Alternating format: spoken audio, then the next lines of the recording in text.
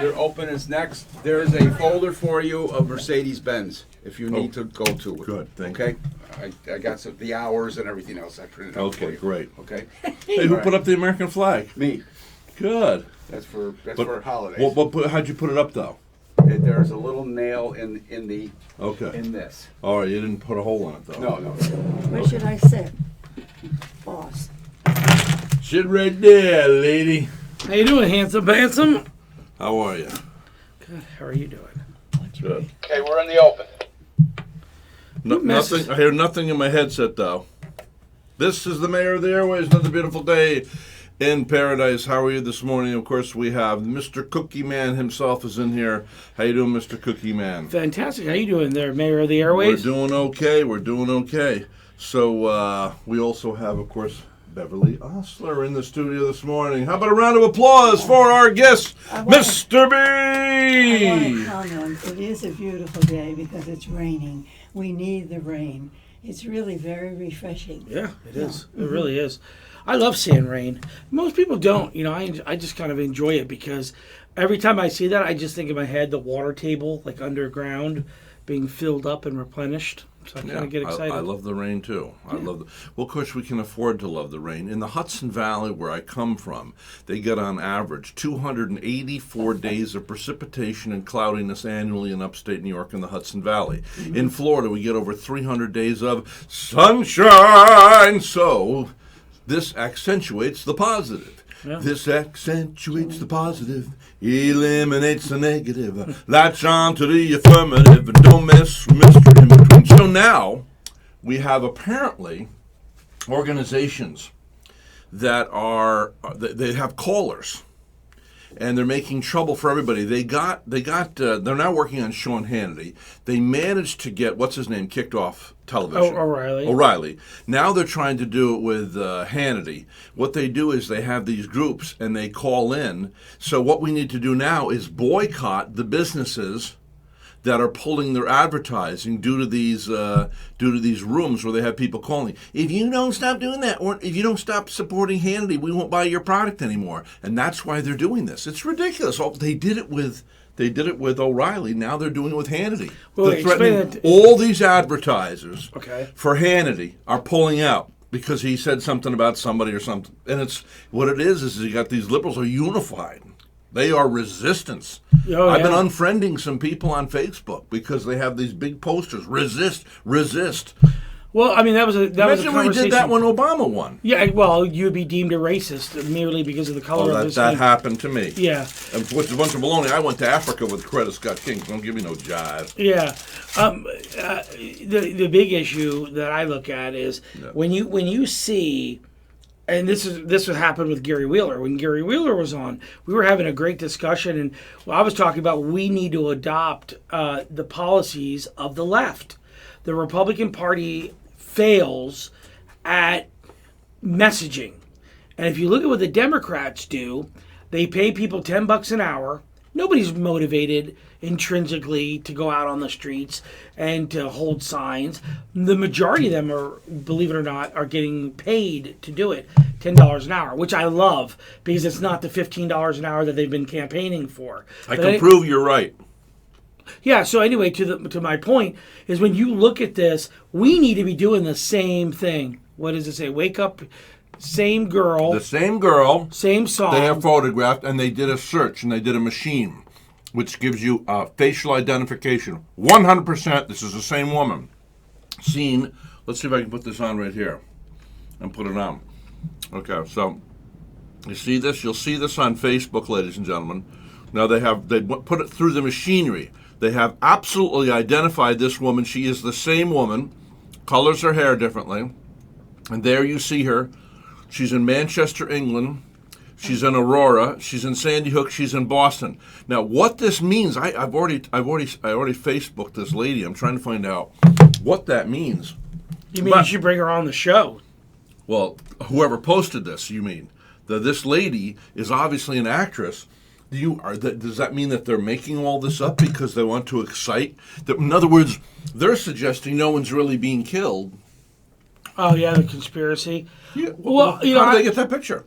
Take a look at that. You cannot deny those photographs, and they have 100% face recognition. Yeah, I'll tell you this. If you look at what's going on, anyone out there that's listening who's anti-gun, I propose this to you. When you see an organized murder with a weapon like a firearm, you get on the phone, you write letters, you're anti-gun. So if you're true to the cause that you want to save people's lives and just one life matters, then I propose to you, when someone is stabbed from an organized crime of attack, or someone is ran over by a car from an organized attack, then you should call all these liberal socialist senators and congressmen and ask them to ban cars and ban knives. Because that's ultimately what you're doing. Because one bad wacko person kills somebody for whatever reason with whatever weapon.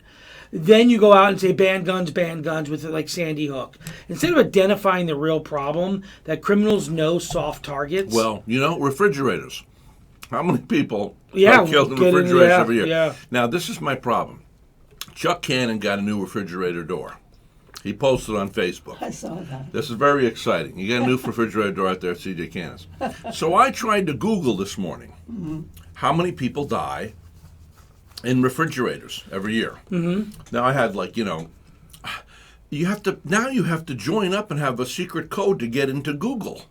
Then you got to have a secret code to get into answers.com. They want your, some sort of a code. You've got to join up now. It's getting ridiculous on the internet. I don't know what you're talking about. Used to be able to. You can Google anything you want. No, you can't. Try Googling it right now. How many people are killed in a refrigerator every year? Try to Google that and see what happens. Watch this. Yeah, okay. So now, doom, doom, doom. How many deaths per year are caused by refrigerators? Okay.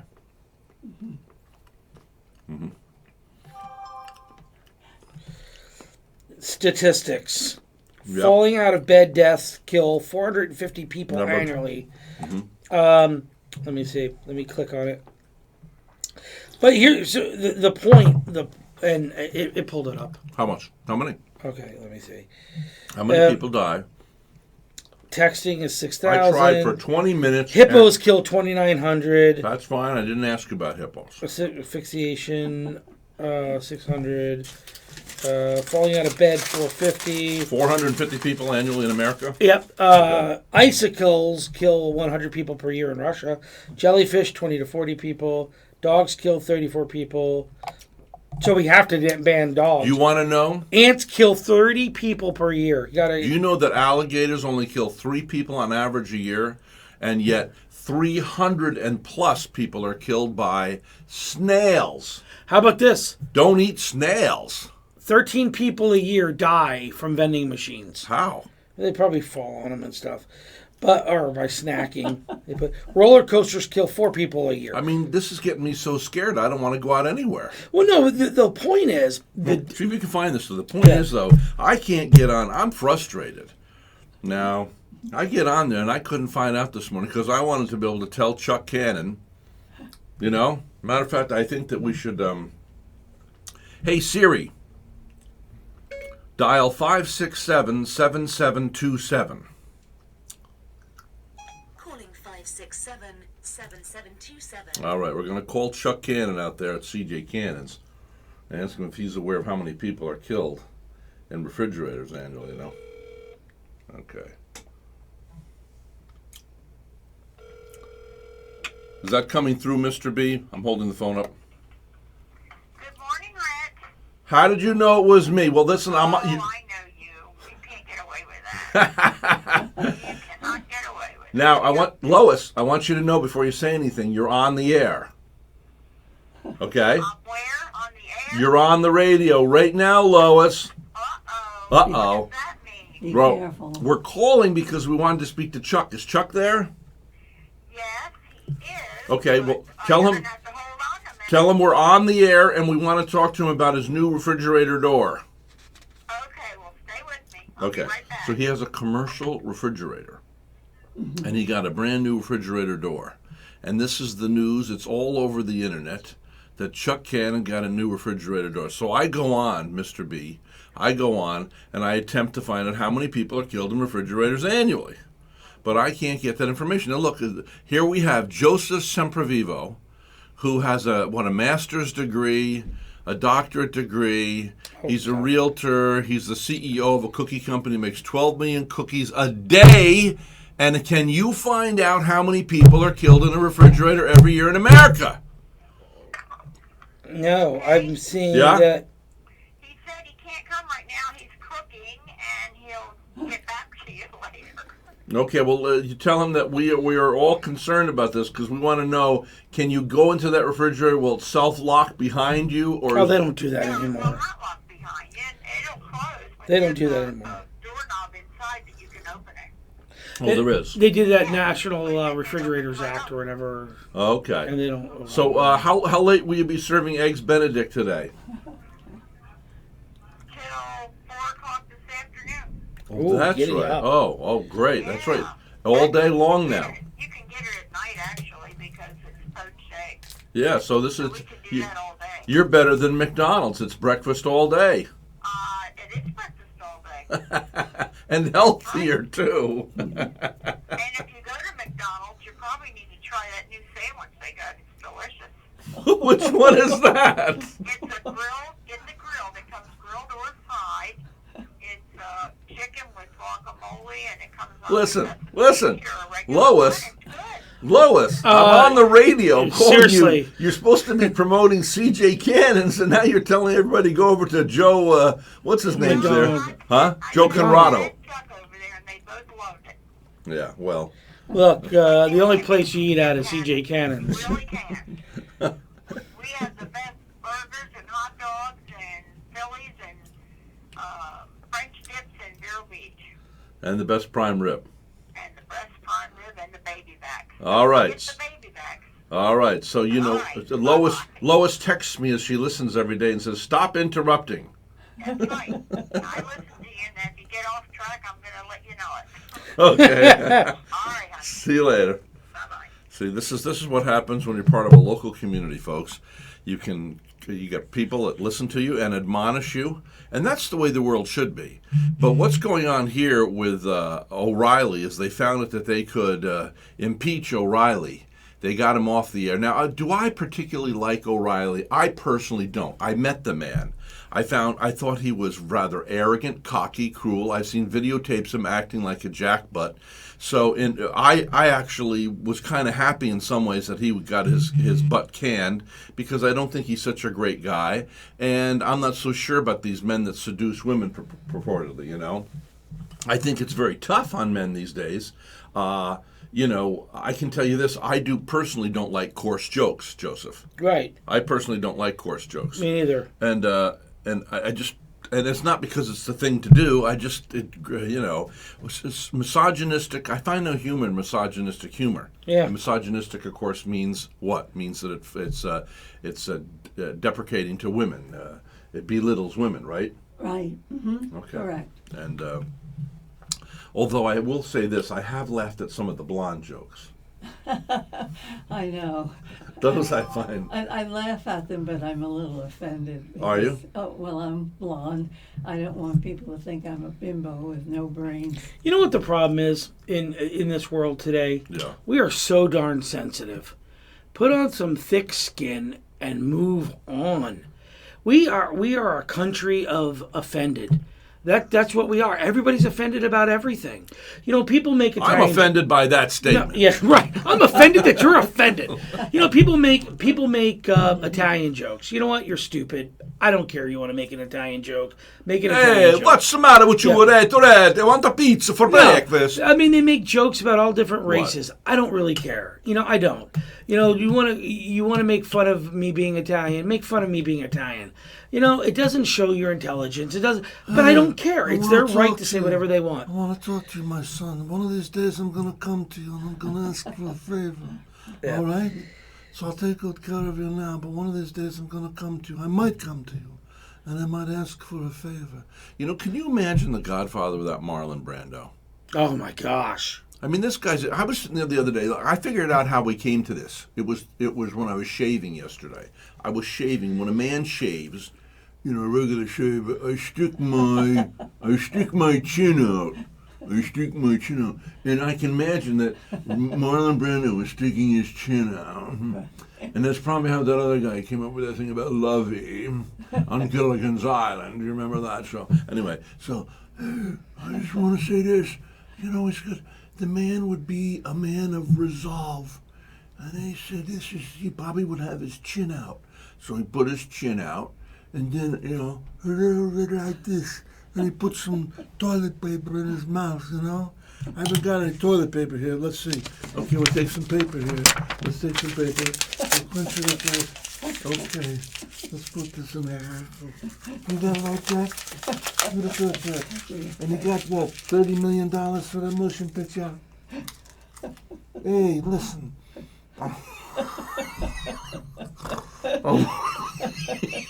Be careful you don't swallow the paper. I want you to. Listen, one of these days I'm gonna come to you. Don't choke. Seriously, don't choke on How that. many people choke every year imitating Marlon Brando with stuff in them? Well, actually, that is the.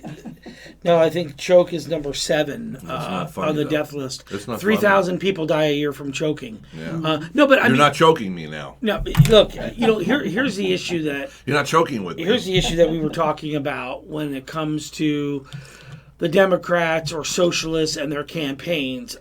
Don't swear on my show. Don't get me wrong. There's left and right, the Republican and the Democrat. There's flaws with both parties. There's no doubt about it. The thing with the Democrats, they move so far to the left. They're actually socialists now, and I dare each and every one of them. If you're going to try to ban firearms, then ban cars, ban shoes. Shoes are responsible for killing 6,000 people a year. Ban getting up out of bed 6,000 before shoes a 9. year. Most people die before 9. Yeah, well, Yeah, right. so there you go. So sleep now, in. if everybody sleeps in, We'll have a lot, actually, more dead people because then that time will move. But anyway, that's the whole thing. I mean, corks kill 24 people a year popping champagne. So ban corks. I mean, it's like that's how silly their arguments are. Yeah, but nobody mentions on all these stabbings, mass stabbings across the country. I haven't heard one socialist Democrat say ban knives. How come? well, come on, you know why. No. It's the same thing as guns. Because more people are killed by guns. No. Knives. When you take law enforcement into account, Justice Department and all that, yeah there's more gun deaths when you take that into account.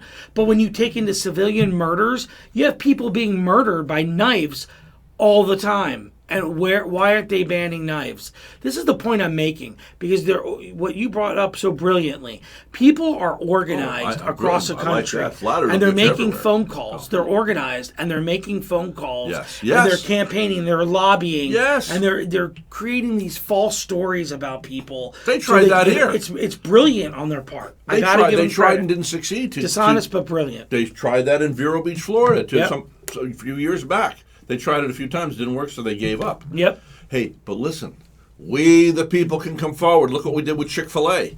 Oh, yeah. You ain't gonna do that to Chick-fil-A. Nobody gets in the way of my food. Seriously. Yeah, awesome Chick-fil-A. They have spotless stores, great food. Off on Sundays. Nobody gets in the way of my food. You should ask her right here the other day. Somebody brought me some tomatoes. I've been complaining on Facebook and on the radio that I can't get a good tomato. So now I have very wonderful people in this town. I took a bag home. You better not have. I put them in my car this morning. You better not have. Because anyway, this lady left some heirloom tomatoes her and her husband grew the other day. I went home yesterday and had a mater sandwich. Now, mater sandwich is what you have down south. They call it a mater sandwich. Now, I happen to have it upstate New York, but they call it mater. Yep, mayonnaise. And I put some lettuce in there for a little crunch, some romaine lettuce, and it's got to be on really gummy white bread, not toasted, so it's really bad for you, with mayo, salt and pepper. And I had the best tomato I've had. They grew it right here in Vero Beach, Florida. And I want to tell you, it was delicious. It is the best. Who was it? Do they have a farm, or do they just do it themselves? They do it at their home. He's in the insurance business, this fella. Oh, wow. Susie, what's her husband's name? I don't know. I tell you what, we got to take a break, and then we're going to come back. By the way, got a great deal on my new Mercedes-Benz at Fort Pierce Mercedes, my GLE. I love it. Got a great deal from Mark. He's a terrific salesman down there. Good timing. Perfect timing. Perfect timing. Would you like the name of the? Is it alright that I go out and come back in? Beverly wants to know if it's okay if she goes out and comes back in. I'm getting the name of the tomato guy. There's no headphones on. No headphones. No headphones. How you doing, man? I'm alright. How you doing? Good. Yeah, I closed 3 real estate deals in May, and I have 3 in June. So my goal is just 3 a month, Now, how are you getting these deals? just through leads, referrals only. People refer them to me because I've done such a great job. Then they say, "Oh man, if you want somebody," Why are you doing this when you're doing I hot I love cookies? it. I love it. Okay. Thank you. Oh, yeah. Weisberg. Thank you. I put a note there. We should send them a thank you note. Remember those beautiful thank you notes Where are they? in the drawer where Would you there's. go get one? I'll write it now. Is our- What are you eating? That looks so damn good. I don't know. It's liverwurst. That liverwurst? It's liverwurst with sweet pickles, mayonnaise, and mustard. Mmm. You make it look good and sound good. Mmm. I've eaten liverwurst before and liver pate. Mmm. You're throwing that away? You want? No, you shouldn't waste it though. I'm not going to. Okay. Probably go ahead. We're still, listen, we're still on Facebook though. Yeah, Uh, Facebook sucks. You need to get it Twitter. Twitter is where it's at. Isn't that beautiful? Oh, that's cute. okay. Let me have it though. I need to write it. Right. Okay, I don't like this. What? Watch the top. Whoa. Come on. Yeah, what's that? Hey, I get a rise out I of the need to Rhett write Palmer this show. one. Hey, I get a rise out of the Rhett Yeah, I Palmer saw show. that. Ask Barbara when you go home today if she wants me to give you these at the end of the month. These are all the times that you did the live thing for Mercedes Oh! and also the replays. Do we have an envelope here? Okay, good. Okay? Okay. Sounds good, Mr. B. I'm gonna grab a spoon of peanut butter. Okay. Do you mind? Is there any there? We need some breakfast items in here. Refrigerator on the door. Good idea. And you give me some money so I can do some grocery shopping. Susie. Susie, is that a Z? S-U-Z-I-E, right? Yeah.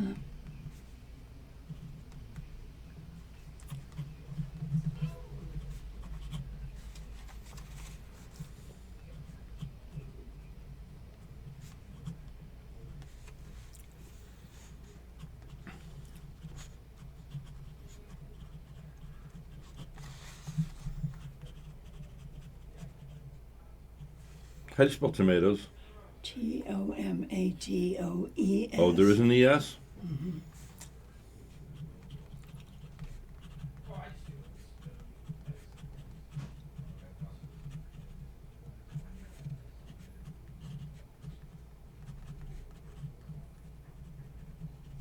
I'll address the envelope if you want. No, I can do that. Because it should be, same hand. Oh, there's not an address on here. No? No. So you're going to have to do it. You're going to have to call them later and say, "Excuse me, we'd like to get your address. Hello, we'd like to get your address, please." You know when your handwriting reveals a strong personality. How do you know? I can tell. I don't need any writing to tell me. I'm going to buy some of those peanut things if he gives me some money. Hey! I mean...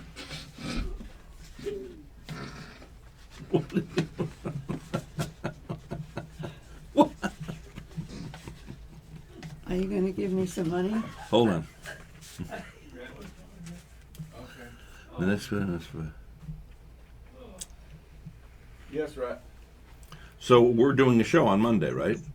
I believe so, yeah. Yeah, okay, good. So you get what, time and a half for that? Time and a half is what Barbara told me. Yeah. But I'm going to, I have asked the hair guy to come in. I'm going to check with him if he still wants to do it Monday. Yeah. 'Cause this Have him will- come in. Okay. 'Cause I got to Okay, get let out me of here let me do soon. this home. You got to do the homework. Go ahead.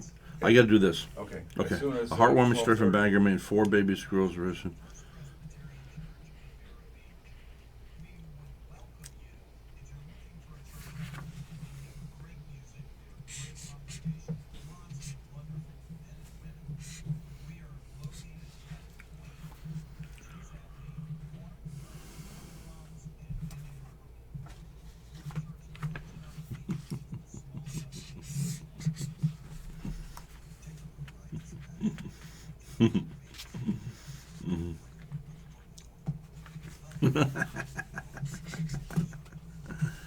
This is really good.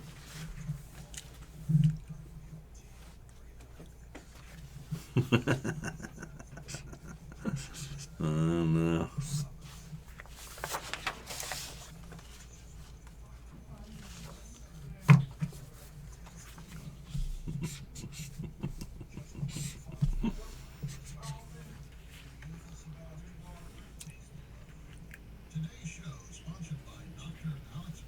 This is the last spot. Open is next. Okay. Everyone is to please come into the studio now. The door will be locked. Come on, guys. This is the last spot. Open is next.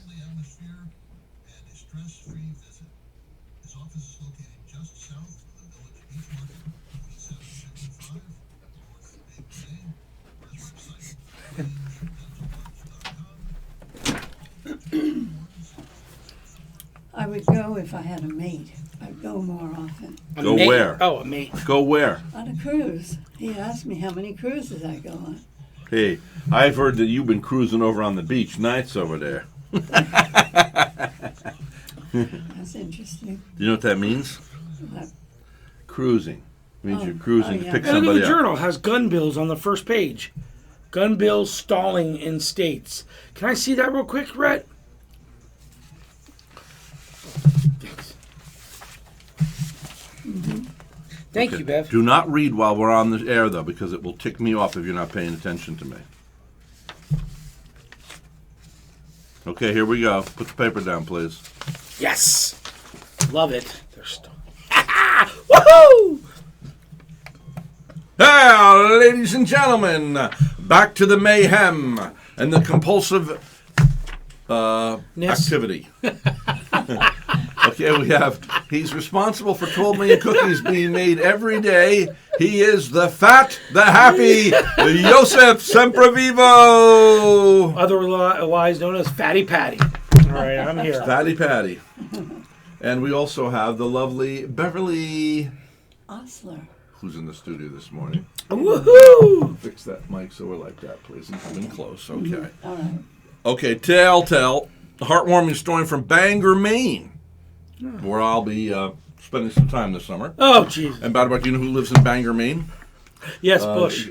No. Oh, no, that's the other writer of the creepy Stephen King. Stephen. Oh, Yeah, Stephen King. Are you going to see him? You'll never know. You should do a private Hello, interview there. Johnny.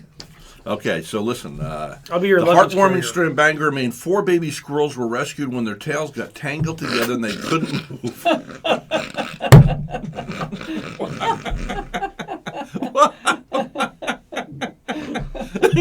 That is. You're gonna drown in here if you stop. You better stop drinking water and coffee. What are you doing? Did you spit up? Okay. Oh, God. Oh, my. A heartwarming story from Bangor, Maine. 4 baby squirrels were rescued when their tails got tangled together and they couldn't move. Why do you find that so funny? Because your timing is hilarious. You're talking about the creepy Stephen King. And then cute 4 baby squirrels.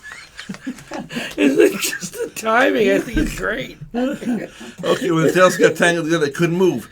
Here in Vero Beach, the same terrible thing happened to 4 teenagers when their iPhone earbuds got tangled. Okay, Tom Cruise has confirmed. That first part was funny because of Joseph. Tom Cruise has confirmed he'll star in a Top Gun sequel. Oh, right. Yeah, and Tom's much older now, so there's a scene where he flies his plane with his left turn signal blinking. Gosh. Anyway. Did he really do the... Is he really going to do a Top Gun sequel? Yep. Technology has come a long way since the first Top Gun movie. For example, matter of fact, the lady, the beautiful girl, Kelly, who starred in the movie as his girlfriend. Yeah. Take your breath away. Yeah. Boom, boom. Anyway, I happen to know her ex-lover. She's gay, up in Pennsylvania. Yep, I met her. I have her phone number in my phone. I could call her right now. Say, is Kelly gonna be in the movie? That ain't happening. Yeah. Life can be tough on women, huh? I mean, she was a knockout. She has a restaurant. Well, last time I was down in Key West, she has a restaurant. Kelly does, and I dined there outside cafe. But I mean, gay or not, didn't you fall in love with her just a little bit? Take my breath away, do, take my breath away. Anyway, so technology has come a long way since the first Top Gun movie. For example, U.S. Air Force jets no longer have 8-track players in the dashboard. Okay, Val Kilmer. Now, have you seen Val lately? Oh, he's suffering from cancer. Oh no, are you sure? Yeah, I'm positive. Oh, because they made a joke of this. In the first Top Gun movie, he's a very big guy now. For the sequel, they'll grease the sides of the cockpit to squeeze him in. But if he has cancer, we had to say that. That took away all the funniness of that. Are you sure he's fighting cancer? None of those are funny, yeah. I don't think he's fighting cancer. He's fighting cancer. I think you're talking about the guy in Dirty Dancing. Val Kilmer lives in Santa Fe, New Mexico. He's fighting cancer. Oh, is he a friend of yours? Down there in Santa Fe? No. I like Santa Fe. Do you know who I Val got to meet? Kilmer and cancer. This is the only show where you don't have to ask Siri anything. We'll ask her for you. Just give us a call. Yes, Mr. Palmer, I'm driving right now at 88 miles per hour, and it is illegal for me to request any information from Siri, so I'm calling you. It's funny. If you're calling me, you can call Siri. Anyway. So he admitted he had cancer, number one. And number two, he tweeted, this is the criticalness of What? Twitter more so than anything. Val Kilmer tweets that he wants to be a part of Top Gun 2 14 hours ago. So this is what I love about Twitter. Wow. Twitter's directly to the people. I just find that awesome. Yeah. It's a message directly to the people. Okay, let me ask you something. You saw the painting that I did for Manchester. Painting. Great painting. I get a lot of good feedback on it. Yeah, you know what? I normally don't really care much about your little drawings that you do, but on Apple, on like your little iPhone thingy. But I tell you, that painting that you did, I really liked it. You know what it resembled? Okay, so you're not going to like this. I don't want to hear about your friend. No, I'm not talking about my friend. Peter it resembled a Peter Max painting. That's what a compliment. I said no. That's a compliment to you. He overdid it. He's Mr. Commercial. He come in here, take a thing, and does a thing. But he's made his paintings worthless. Well, okay. He's overdid all I'm saying is it was of a professional quality. Are you still in touch with Peter? I talked to him last year. You know that he's right mentally. I talked to him last year on the phone. And how was it? He couldn't remember who he was talking to. He was great. But the point is, you did a great job. Man. You did a great job. I really liked it. How much do you think I can get for it? At least a couple bucks. I mean, you painted that with oil or acrylic? Did you see the painting that I did on April 1st? Oil or acrylic? And acrylic? April 1st, and the painting the other day. Matter of fact, I'll be having lunch today with a well-known artist in town here. And it's a local artist. Yes. Ira? Ivo David? No. No, not Ivo. Although he did the cover of one of our magazines recently, yes. Mm-hmm. No, this is Barry. Barry, whose name I can't remember the last name right now. That's why I wasn't going to bring it up. That's actually anyway, good Barry Shapiro. And he posted the other day a picture of this painting that sold for $119 million. Now, from this billionaire Japanese entrepreneur. Yeah. Okay, $119 million. Yeah. Now, who would pay $119 million for a painting? Yeah. That's kind of ridiculous, isn't it? Well, here's the thing And about paintings. but the kid that did it was 27 and he died. He killed himself. Yeah. So, but is it like what's this fashionable thing to find something that has a tragic story? I mean but it is all about the story. I worked on that painting for a lot. That painting. What, by the way, folks, in case you haven't seen it, you can go to Rhett Palmer. You can see it. What it is I took the British flag. And then instead of a blue background, I made it totally black. And then I did it. And then I took the cross in it, and I put white and I put blood dropping from all over the place because of Manchester. And then I took the cross and I put brown. It's very subtly said brown on either sides of just the cross, so the cross comes out. And then I put a heart in the middle of it. Right. Okay. Then I took that. I put that to the upper left-hand corner, and then I drew our red and white stripes, making it the American flag saying. Now, the reason I did this is because when I lost my only brother on 9/11. Now remember, he was collateral damage. He didn't die in New York, but there's other things that happened that day because of what happened in New York. And I lost my only brother. Well, I was up in Toronto a few days after that, and I was at an outside cafe, and a Canadian fire truck went by, and it had American flags all over it. Yeah. And I just burst out crying Yeah, of because course. the Canadians were showing. So this painting of mine shows our solidarity Absolutely. with the Brits. And so that's what's behind my thinking when I created But you this put piece. a lot of thought into your painting.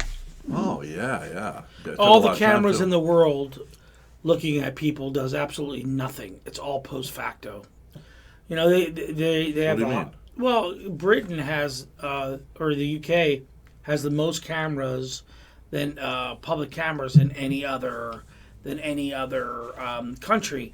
They're also an anti-gun country, and they're I mean, it's not helping their people at all. Well, up until a few years ago, when I was first on the radio 23 years ago, Yeah. I would report that the bobbies over there, the cops, Yeah. the bobbies, carried no guns. Nightsticks, right, And they nightsticks. didn't need to. Well, only a few short years ago, I've been spending a lot of time all my life up in Canada. I'm from upstate New York, but I used to go over the border to do my musical jingles. Yeah. I did the jingles for the American Red Cross, the American Lung Association, various car dealerships, but I would always go over the border because if I had $10,000, when I crossed the border, it became $20,000. It's almost there again now. And the Canadians prefer it when their dollar's weaker than ours because Americans spend a lot more money up tourists. there when it happens. Yeah. You understand economics probably more than anybody in this room at this point. But so the Canadians loved it. So where was I going before I got off on the fact that you liked that? What was I talking about? We were talking about how the camera systems didn't protect No, any that's of not the. what we're talking about Canada. We were talking about guns, is what we were talking about in the UK. Oh, yeah. When I was up there, I Hobbies. used to spend a lot of time up in Canada. And in Canada, I hate to tell you this, now this is going to sound prejudiced, but there were virtually nobody died, maybe one death a year in all Canada. Now, Canada has about, 30 million people. Correct. But not one death until the Jamaicans moved up there. And the Jamaicans, for some reason, seem to be a violent people. Now they have lots of murders up in Toronto. None. 30 years ago, none didn't exist. Nobody dying. No murders. None. Nada. Well, I don't know about that, but Why is that? Well, I mean, I had a friend from Poughkeepsie, New York, went down to See, Jamaica when I was a here's the little boy, and he connection, was and played in a local band, and he was killed, stabbed to death. people in want City answers. Street People now. want answers and solutions to things, and I think often they attach themselves to the wrong thing, and they deem that a solution. So, for example, to attach yourself to any object and to say that object is responsible for something, oftentimes, unless it's manufactured incorrectly, oftentimes that object has nothing. No, seriously, we'll get it. You're better at that. It's all than I about the am. stories. Okay. Well, I always like to say to my kids, I get a firearm and I put a firearm on the counter. I unload it and I put it on the counter. And I sit there at the kitchen table, and the firearm with no magazine in it or no bullets are in it. It's opened and chambered back, so there's nothing. It's open and locked back. But anyway, I put it on the counter, and I say, "What do you do when you see a firearm?" And the kids say, "We run and get mommy and daddy." So as a test, I unload a firearm, open it up so it can't, there's nothing in it, whatever. Put it on the countertop, and I let the kids walk by it. And I sit there and I wait to see if any of them come to me. And my son, first of all, with Joseph, were screaming, "Daddy, gun, gun, gun." but I'm sitting right there 5-10 feet away. And we teach them, when you see a firearm, you go to an adult. You don't touch it. Even though you know the safety of a firearm, you know how to use a firearm, you don't touch it. You go to an adult. But I also tell them, and the same thing. Well, See you that didn't know gun? how to use a firearm. Yeah. Your eldest is only 11. Yeah, so. But anyway. He knows how to use a firearm? Yeah, all my kids have firearm safety. As soon as they 3-year-old? I start them off with a BB gun. Yeah, I start them all off with BB guns. Really? Yeah, but so then when I tell them, Now, for anybody that's feeling, hold on, keep your thought. But anybody that's feeling odd about you because of that, I do remember we were up at the gun show about 2 years ago, right? When we took our first helicopter rides together. Okay. Yeah. And that's what goofballs like us do. We go to the gun show. We go for the helicopter rides. But anyway, so we're up there, and all of a sudden, there are some oddities there, some strange characters that go to these gun shows. So all of a sudden, I'm thinking, well, they could be mother rapers and father rapers and bad guys. Anyway, so I said, what happens if somebody goes postal? And I'm walking with Joseph here, and he says, Rhett, you're in the safest place in the world. Everybody's carrying here. Yeah. They go down like that. And I went, yeah, wow, you're right. Yeah. Now I feel very comfortable because it's just like that guy in that mall out west. Yeah. There's a guy there shooting people in a mall out west, United States, and this other guy walks around the corner, and he's packing. And the other guy's gun jams, and he's over in the corner trying to fix it. The other guy walks around the corner. He takes out his gun, aims it towards the guy. The guy goes, oh, my word, there's accountability. He gets his gun fixed. He doesn't shoot the guy. He takes the gun, puts it to his head, and kills himself because suddenly there's accountability. We can't have gun-free zones. Right. That's where all these kids are being and killed. what I do as a demonstration to the kids is that same firearm that's sitting there, and I tell them to get mommy and daddy if they see it. I also tell them that gun hurts no one. No one. It could sit there. You can put 1,000 of them out laying down. The only time that gun becomes dangerous is when you have a bad person behind that gun. That's when it becomes dangerous. Because if you have someone who doesn't know how to use a gun... Okay, then what do you think about the fact that the Democrats, though, all they're requesting, not requesting that we, at least at this point, they're saying let's have background checks for people to have guns. No. The only trouble is that can be abused. Well, here's What's the first thing Castro did? Wait, listen. He took the people over with guns, right? The government. Then he took all the guns from the people. We're also forgetting that there already are background checks. And when you look at Dianne Feinstein, when you look at Hillary Clinton, when you look at Bill Dianne Clinton, Feinstein, she's the senator. No, that's Elizabeth Warren who right, lied about being Indian. Oh, yeah. But what my point is, in California, Dianne Feinstein's a U.S. Senator, and Chuck Schumer is out of New York as a U.S. Senator. Both want absolute abolishment of firearms, and they both have admitted it. If it takes us 50 years, and Bloomberg, if it takes us 50 years to ban firearms, then that's what it will take us. We're in it for the long haul. So they do it incrementally because they know, and they have admitted, you just can't take firearms away from people overnight. It has to be a slow method in doing so. And that's true. But the thing is, guns kill no one. 0 people. Knives, automobiles kill no one. It's the person behind the wheel, behind the blade, or the firearm that kills the person. Muslims kill people. Not all Muslims kill people. The bad Muslims kill people. But it's not 100% of Muslims. So the arguments that the Democrats are making is saying, well, then ban Muslims. Because if their logic is correct about firearms, then it automatically applies to Muslims. So Muslims. they should agree with President Trump. Trump. Right. And they don't. Ban the Muslims. So that tells you that Muslims have guns, Muslims do bad things. Ban Muslims. So it tells you that the fault in the Democrats' argument of banning firearms, because they don't want to ban Muslims, there's a fault in how do you feel about us banning Muslims? Now, we know the other day, of course, the news all focused in on this, NBC or whatever it is. Maybe it was Fox I was watching. I think it was NBC. There was a Muslim taxi driver. And for the remainder of the day, 24 hours, he took everybody everywhere who had been maimed or hurt or part of that, drove them home free. Yeah. He says he's a good person.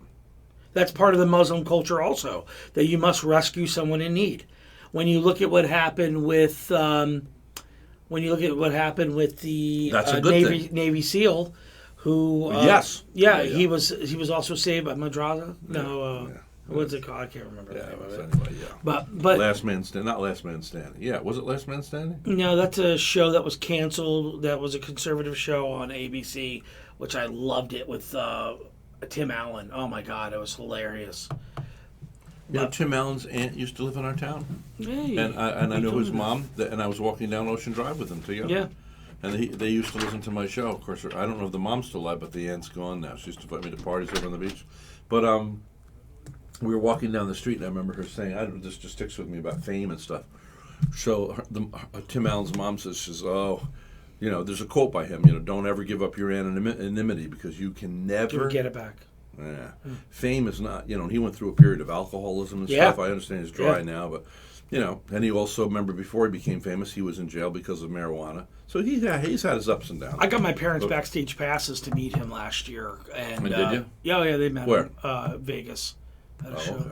And, So, but the point is that he said fame, I said, well, surely he can put on a cowboy hat or a baseball cap and a fake mustache. She said, no. They recognize you. And I have to say, when I had that Soprano star come here last year, remember, and I was with him, everywhere I took him, I thought, they're not going to recognize. He's got a beard now. He's got a French cap. Joey. Yeah. It was Joseph. Yeah. And he said, and everywhere I went, people were like, hey, how you doing? I mean, they recognized him everywhere. So make no mistake Was he about it. disturbed by it? He seemed really down to earth. We talked on the phone. Very nice guy. Very nice guy. Listen, we got to take a break, and then we'll be back. Okay. Now, by the way, today's broadcast is being brought to you by Mercedes of Fort Pierce. Now, You got a new Mercedes from there. Yep. We got Mark. two of Was them, he a actually. salesman? Mark is the salesman, and we went, Barbara got the E-Class, I got the GLE, which is the SUV, and I will tell you this, fabulous service, fabulous car, marvelous, and you'll save money at Fort Pierce. Make sure you go see Mark, the salesman who I dealt with down there, tall Mark. And there's a short Mark and there's a tall Mark. And there's a hair guy, Mark. There's Mark the hair guy. Yeah, right here in Vero Beach, Florida. But I don't know where his whereabouts are because he has disappeared of late. I can't seem to locate him. Now, that's one thing. See, that's a covenant you and I came to. Remember a couple of years ago that the phone would ring? You and I made an agreement. I said, look, I'm not going to call you anymore. When I call, pick up. If you're busy, you say, I'm in the middle of something. Okay, then I know. I don't like this thing where, you know, everybody's calling everybody and calling back. It's your turn. Oh, not what's the thing? Now it's your turn to call back. Yeah, and, tag. You're it. Tag. I don't want that crap. Yeah, like I It's called too you last much night. work. You were watching documentaries. Yeah. You forgot our No, covenant. my phone wasn't with me. Yeah, That's of course. why. Yeah, right. I know you always answer. Pick up. You absolutely do. Yeah, I was watching a documentary last night. I watch them every night. Anyway, we got to take a break. We'll be back, right? You're saying we have to take a break? Is that why this is blinking? Okay, we're going to take a break. We'll be back. I love you, Retsky. You got to get on Twitter. This old crap I on tweeted Facebook. last night. I tweeted. You that tweeted? painting. Did you really? I tweeted that painting that I did. Why don't you do videos? Once you go Twitter, you're never going to go back. Every sophisticated media person I have met loves Twitter. Mr. Joseph. Yes, sir. Where are How my you doing? cookies today? You're the Power Squadron You said you were going to bring me in cookies today. Did I? Yeah, last week. I didn't buy any. I have to buy them at the store. Oh. Yeah. Sit right there. I thought you Mr. just B? Yes. Hello, Richard Myers. Man. You don't need These to are the have- Power I'm Squadron. Okay. I'm Joseph. Nice to meet you, sir. Make you Joseph. Joseph, you have your water. There's And I'm an extra retired from the water. Coast Guard Auxiliary last December for 25 and a half years. Oh, wow. I see. Well, when are you going to join the Power Squadron? I'm not. I'm done.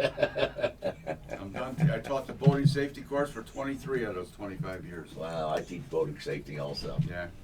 Actually, not custodian. I don't know. Communications and Now, piloting. when you talk into it, you actually talk right there, okay? Like right here. Exactly. Make yourself comfortable. Thank you. Yeah. Joseph and I have been helping. So, Rhett, Joseph has got more to say than I have, which is fine. I Okay. brought notes just in case.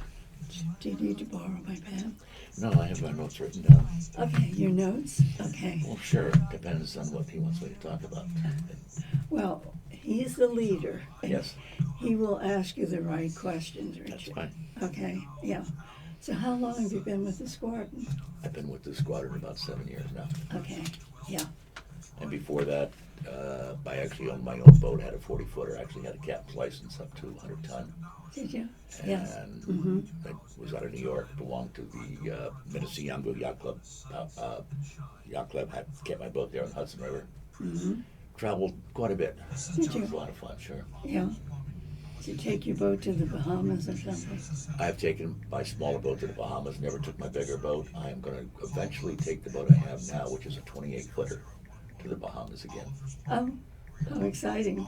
It is. Great, good. Well, I had a houseboat. I lived on it in the Keys, yeah. And it was the greatest experience. I did it for 2 years. But a woman owning a boat, I'm a widow, and to fix the engine. And so it cost me a lot of money. Yes, it does. I Boating found- is not cheap, especially if you want to maintain your boat, which you should be doing. But it was such a good deal because it was a way to live and pay rent for the, the slip. And, but one night somebody came and robbed everything out of my car. I was only 18 miles from Miami, that's why. Oh, yes. Yeah. So, but don't be nervous. He'll ask you the right questions. Okay, I'm not And if nervous. you have any information that he's not aware of, just say, speak up. I'll just see how he's doing here. Thank you, Beverly. What's your name again? Joseph. Hey, Joseph. I'm very bad at names. Oh. See, they didn't stick you with a name tag. I guess you're a regular here. Yeah. So, what's the Power Squadron? Power Squadron is a group of people started back out of Boston, actually, to teach people how to handle a boat, safety on a boat. Oh, nice. So we have the Vero Beach Power Squadron has 350 members. There is about 1 million complete nationally with the Power Squadron. All about boat safety. It's all about boat safety, yes. So why is there members? Like, you go to meetings every We have so a often? meeting we have a general meeting every month, and we have a social meeting every week. And we also during the week or during the year we will have different functions. We'll go out to lunches. We'll take boats to go to different on the water restaurants. Oh. We'll do raft ups. We do What's raft ups? raft up is we take a bunch of boats and you put them together, Like tie them all together? up, put one guy at an anchor, and sit Music there and and- socialize all afternoon. And you walk from boat to boat? You can walk from boat to boat. Is Yes. there like little planks in between? Is that how you get there? Or there's No, some usually you clothes? got to crawl over the gunnels from the side to side of the boat, or if you anchor them correctly, you have the right size boat, you can walk swim platform to swim platform. That's the type of boats you have. Wow, that's so cool. And main function, of course, for the Power Squadron is education, and we do the biggest one is the ABC class. We have that about 4 or 5 times a year. The next one coming up is going to be July 8th. What you do, it's a 1-day program, and it actually goes into depth completely about boating. And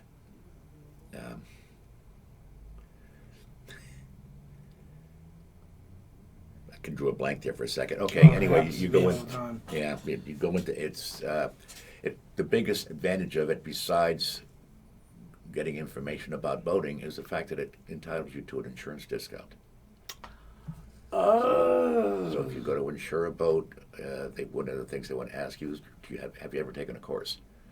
And the Power Squadron course, the Coast Guard course, are both credited toward this. Also, it's for kids that in states that require a license.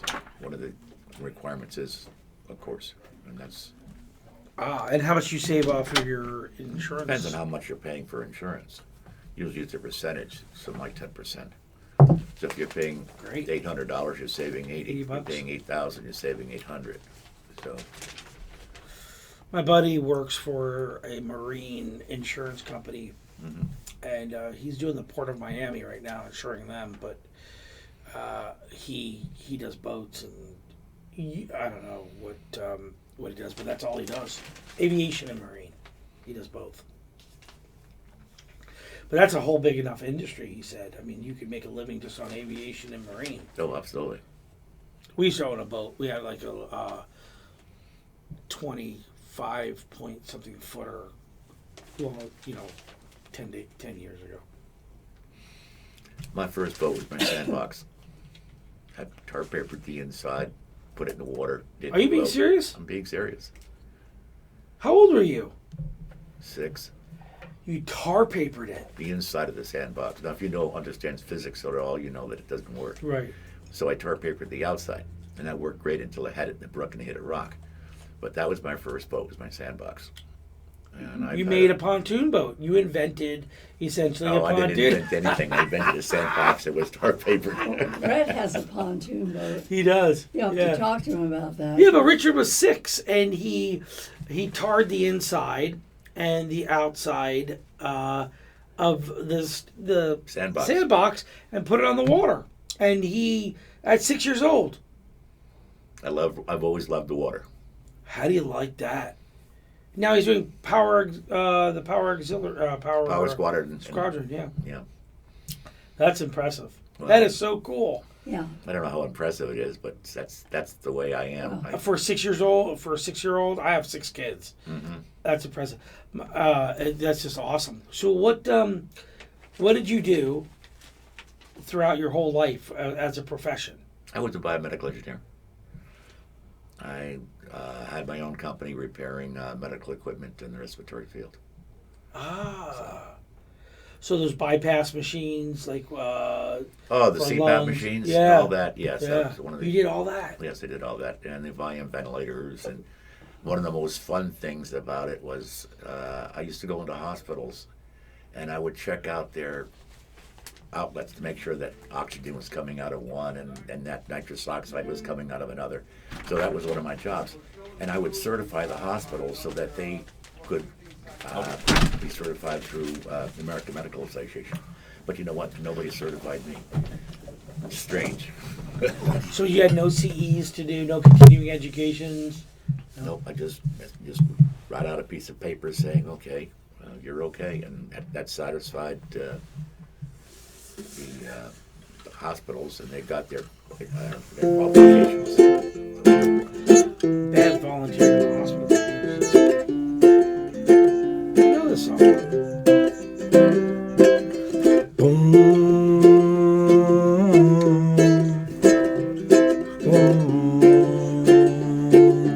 boom, boom, boom. When you're sailing on the open sea, you know you gotta think about safety. Safety's what we're talking about today. Hey, hey, hey.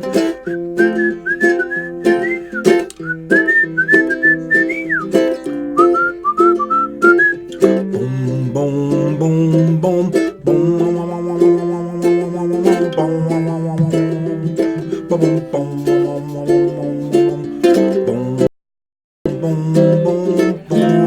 7 suspended G.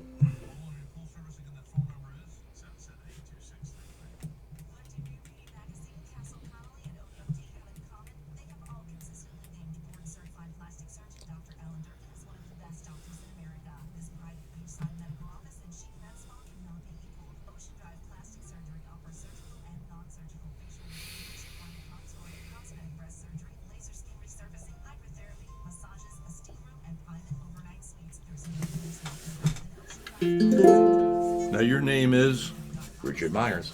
Richard Myers. All right. I'll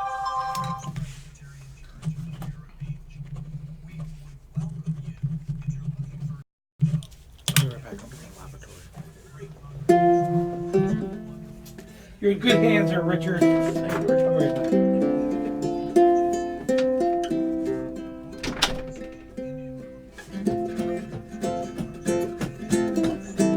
Just pause that.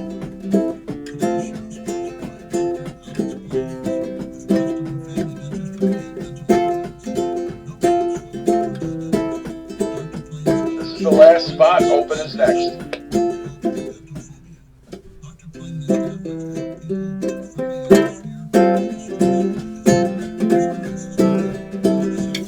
Just remember, get in close when you talk. Are we on the? Thank you. You're on Facebook. Okay. Very nice. You're recording this? Yes, I am. Is that all right? Sure. I've got the phone off though. That's You, good. you ought to start it again though. Why? Because we've been in here just doing nothing for the past few minutes. Oh, to listen to you play. That's not doing nothing. You play very well. Here we go.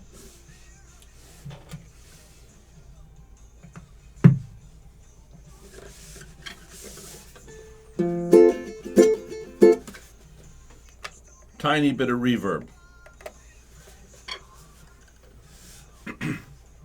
Mic is going up.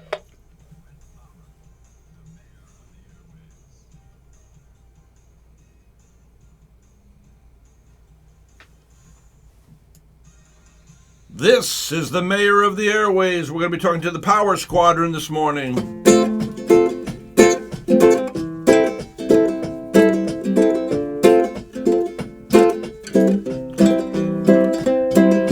When I'm traveling on the seven seas, I want to travel in safety. Baby, I want you safe to get back home, boom, boom, boom.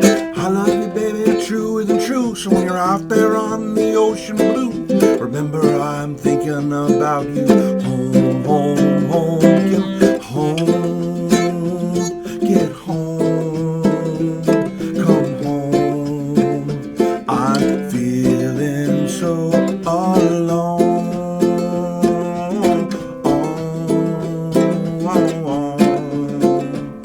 Come home, home, home, home. When you're traveling on the open sea, baby, I want you to come home safely. So call the Power Squadron and take a class. How you doing? I am doing fine, Brett. How you doing? Applause would be appropriate after the song. Thank you. There you go.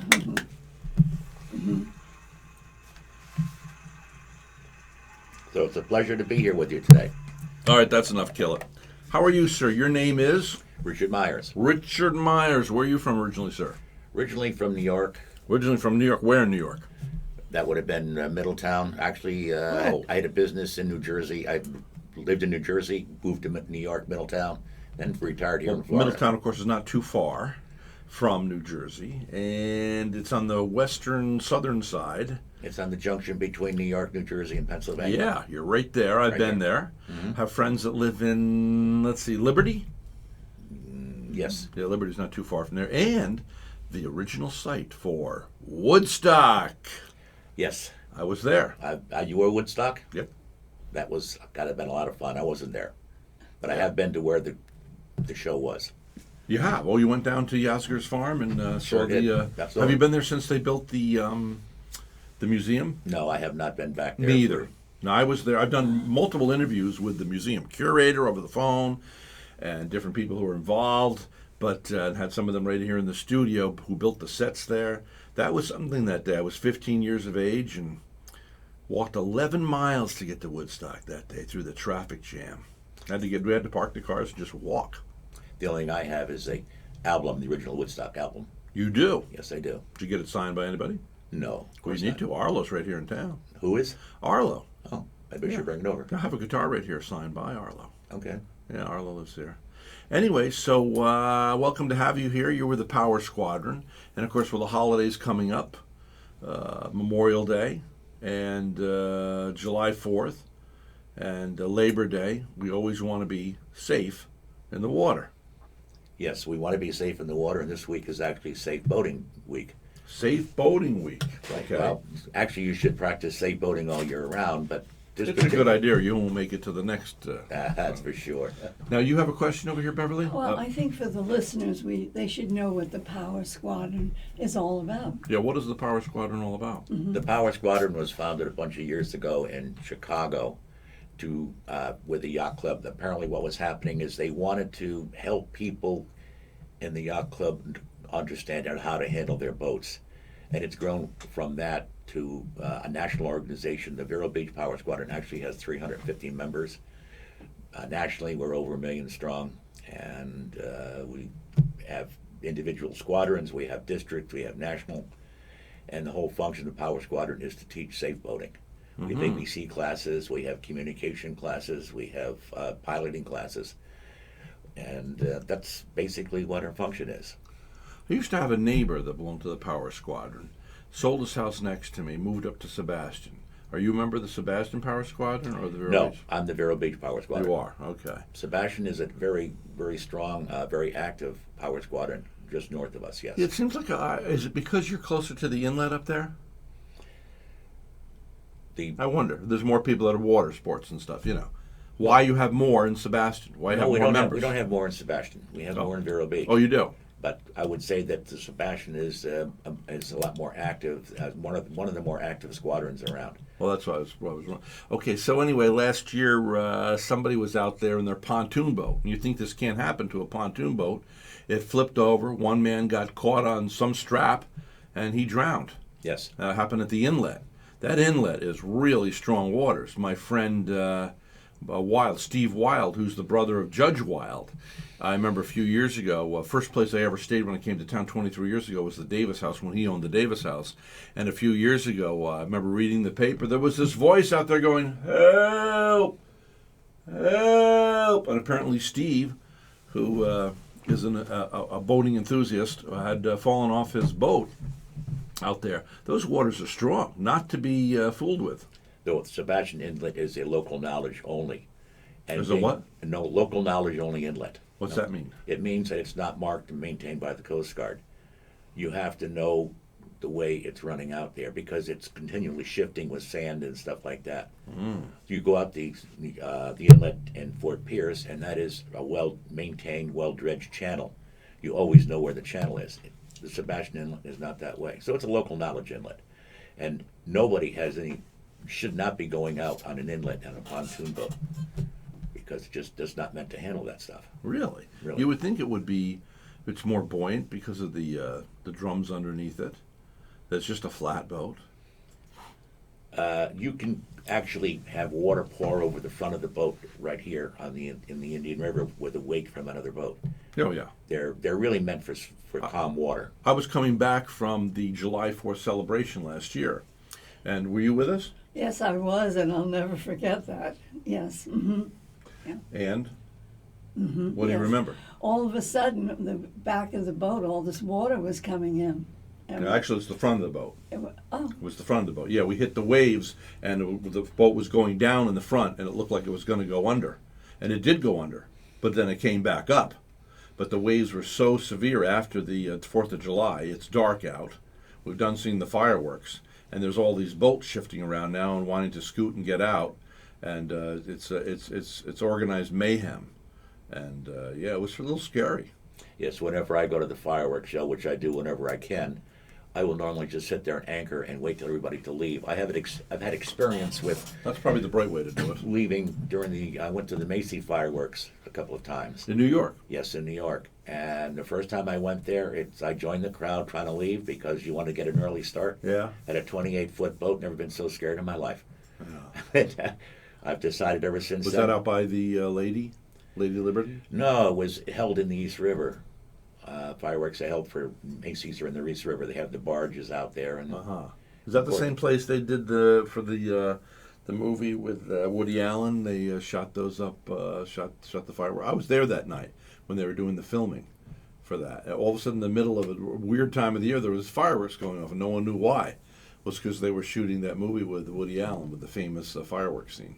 it could very well be. I'm not familiar with that, but it could be very well be. There's a lot of times this fireworks go off for no reason at all. Okay, safety, because I know that our broadcast is brought to you by Molinary Pools, and Joel Molinary and his family, and then Joel Jr. and his wife and everybody, they're very much into pool safety because every year there are deaths, drownings, and I lost my own brother to drowning on 911. Yes. He was not, he was at what you call collateral damage on the day of 911. Because people don't realize there's other things that happened as a result of the trauma of that day and how it affected some people. And there was alcohol involved, and of course we've learned one thing: alcohol and water don't mix. Don't mix Look what happened to Natalie Wood. unless you have somebody driving the boat for you. You don't drink. Yeah. So actually, safety in a pool. There's so much electronics out nowadays that you can save a lot of lives by doing. You're talking about children drowning in pools. They have alarms that if a child falls into the pool, an alarm would go off. Right. Gates that with alarm that gates.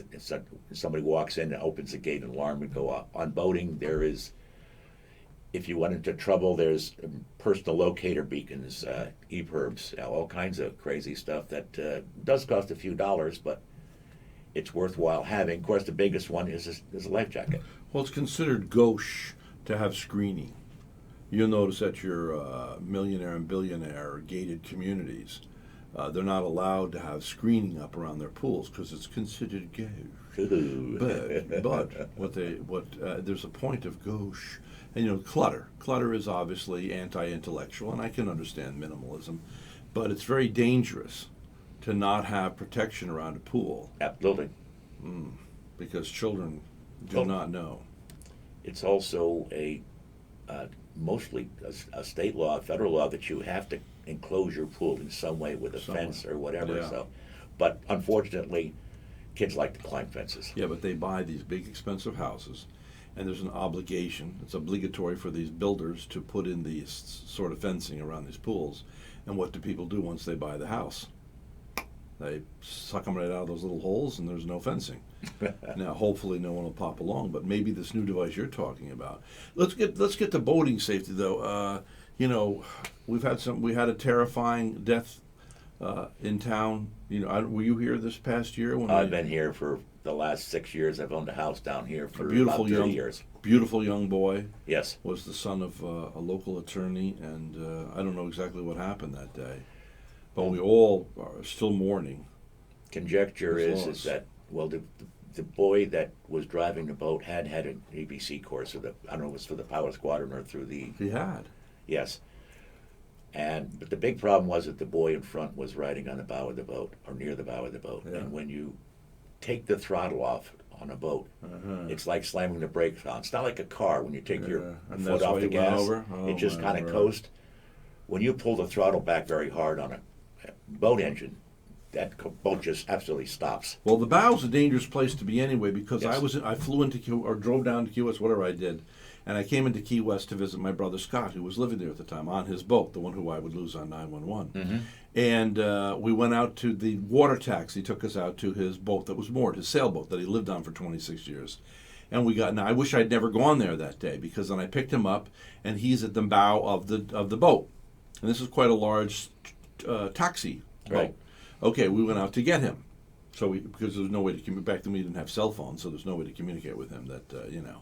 So anyway, we get there and we take the boat out, and he gets in. He's in the bow, and we hit a wave, and he was a new driver.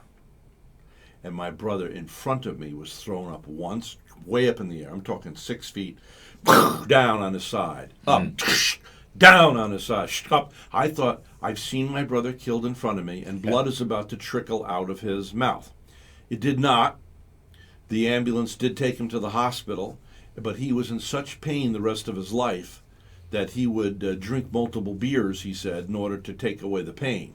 And the chiropractor said he had the body of, he was living up at Amelia Island, he had the body of an 80-year-old, and he was only, 50-something. Yeah. And at the age of 52, of course, like I said, on 911, I lost him, and some of that alcohol was involved in him drowning that day, as well as the upsettedness, and so there's collateral damage. Sure. So what is the code with the Power Squadron? No drinking and driving, no drinking and boating? Of course, that's the object. And it's very interesting, too, because you can actually drink while you're driving, but you shouldn't do it. It's not like a car. If you have an open container, you automatically get arrested and get a ticket. Yeah. On a boat, you are allowed an open container. So are? your passengers can drink without a problem, but the driver should not. And if the driver is intoxicated, it's the same as if he had been intoxicated behind a car. And I gave up drinking a number of years ago, and I can remember maybe about 10 years ago, 9 years ago, having a party, and I have a pontoon boat and I live on the water. Well, this man came down, and he was obviously inebriated, and he fell between the boat and the dock. And everybody kind of laughed, and he got up back, and we pulled him back into the boat, and he lost his glasses. And hardy har har har. But then we went over to the late Dick Zork's house. He lived on the water near me, a neighbor, around the corner. We went up his canal here on the Indian River Lagoon, and we pulled up, and he has an odd-shaped sort of dock there. And we docked again, and the man again goes to step off the boat and goes down between the boat and the dock again. Now, the miracle here is that had the dock or the boat hit his chin and broken his neck, I was under the influence, and I would have been under involuntary manslaughter. And it didn't happen once, it happened twice that night. And then reflecting back on the dangers of this guy, having this inebriated guy who had been at my party, which I'm responsible for because we had bars, a couple of bars set up, you know. Mm-hmm. And I used to have these inordinate parties where lots of people would show up. I don't do that anymore. It's just it's no fun. You've realized that probably. You've lived long enough to know if you have a party, you do all the work and everybody else has the fun. Yes, that's true. Yeah, so you might as well better. And it ends up costing you $40-$50 at least per person. You might as well take them over to the Ocean Grill and just rent the whole Ocean Grill for the night, and spend $5,000 that way. But somehow or other, people think, oh, let's get in the boat and let's party. And people associate boating with drinking. I know that. Look what happened to Natalie Wood. That's very true. Yeah, Yes. right. Now you are going to have to turn around and face me better. You should know you're now a seasoned radio person. You keep But talking and looking at him. I know you want eye contact, but Yes. you've got to talk into the microphone. Yes. So now there is a way around that actually. If you turn, you have to do it on the side. So you talk to the side this way, to the side. Then I can look at Richard. And I can look Okay, at so you. let's do it that way It from now on, seems right? so impolite not to look at a person. Oh, no, it's who's Yeah. not polite. No. So anyway, but this boy in town here, who I guess essentially was responsible for the drowning by pulling back, he said this is a fact. Do we know this now that he pulled back the He lever? pulled back on the throttle because there was a weight coming up, which is something you would normally do. You don't really want to. But wasn't he pound the taught boat. better in these lessons? It's Or? not something that's normally brought up. That's Because you know what happened to me?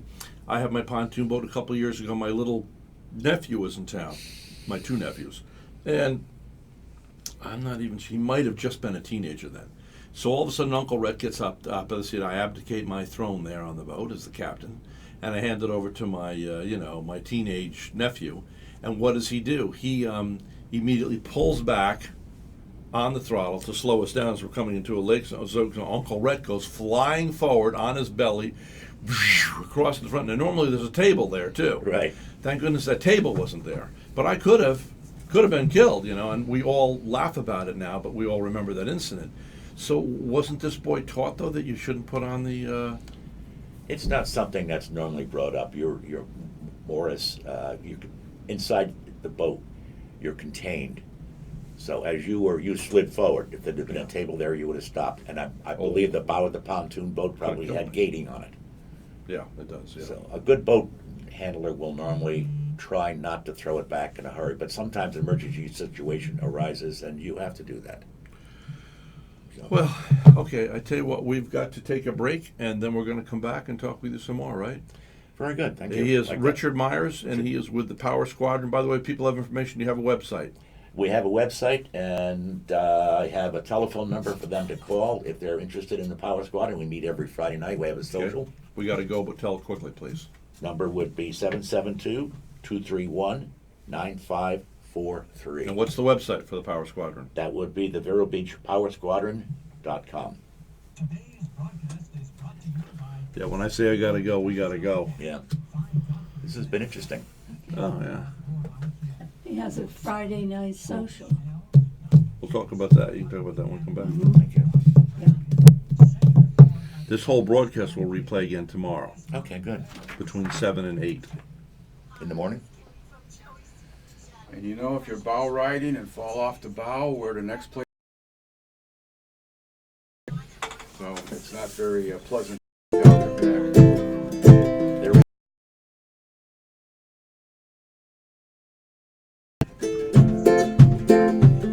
What happened to the card? The one you just gave me. Oh, yeah. Give me another one. Oh, he has it like that. This new one, it just kind of blended in. You're doing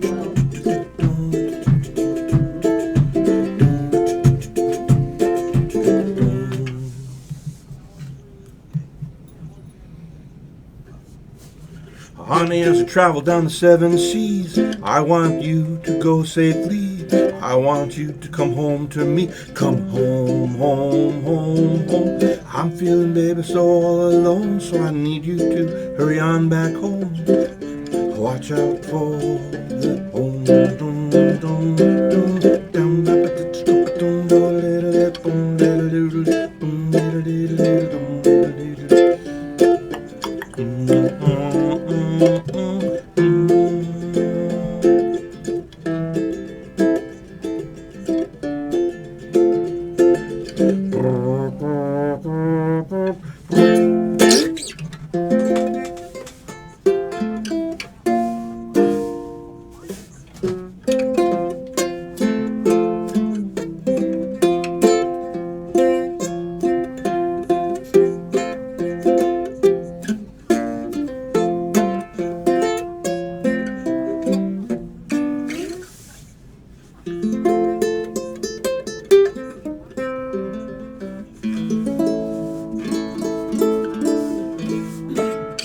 Oh, I know what I wanted to do.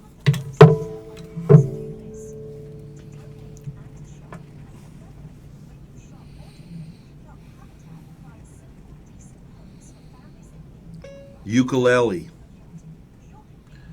Gitalele.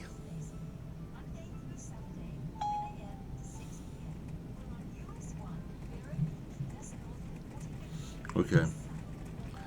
The chords to Somewhere Over the Rainbow.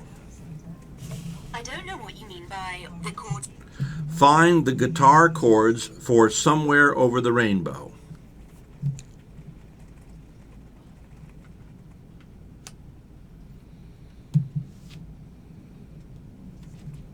Really raining out there. Oh, wow. I have to see if Richard's coming. Joseph's coming back.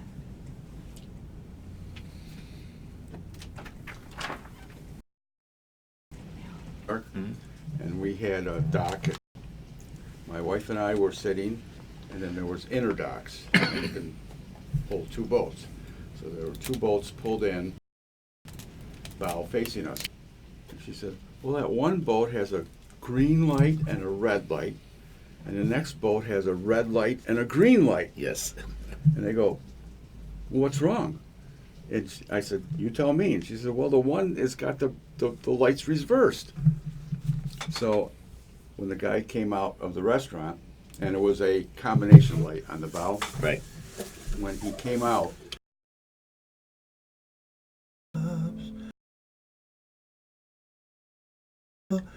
somewhere over the rainbow, way up high, and the dream, the dream. Hi, this is Dr. Tim Delina. I specialize, or I actually eliminate These are the wrong lyrics. We're song. problems and sleep problems. What that means is people that That's not good. have headaches on the side of their head, have problems with the way their teeth come together, have a limited opening. These are the type of problems that I treat, and also patients that have problems sleeping. They feel very tired during the day, don't function well, and their sleeping partner mentions that they stop sleeping at night. These are the 2 problems we try to take care of. Dr. Delana can be reached at 772-713-1034. 772-713-1034. I love the color. Well, I call it. Here's your education section. The number 1 business is restoration of leather. You need restoration of leather in your vehicle. These are the guys to do. So, Al's Auto Restoration. Welcome back. I was trying to find a song for Rhett that I really like called "Stuck in the Middle."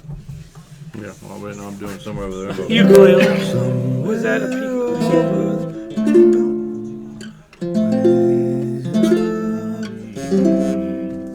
Hold on.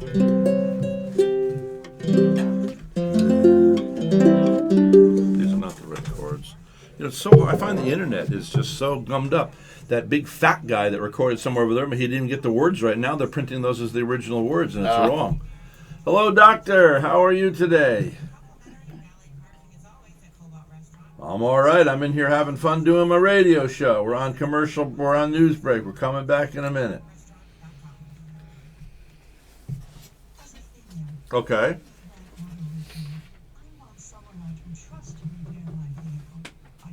Yeah. Well, we got to talk about.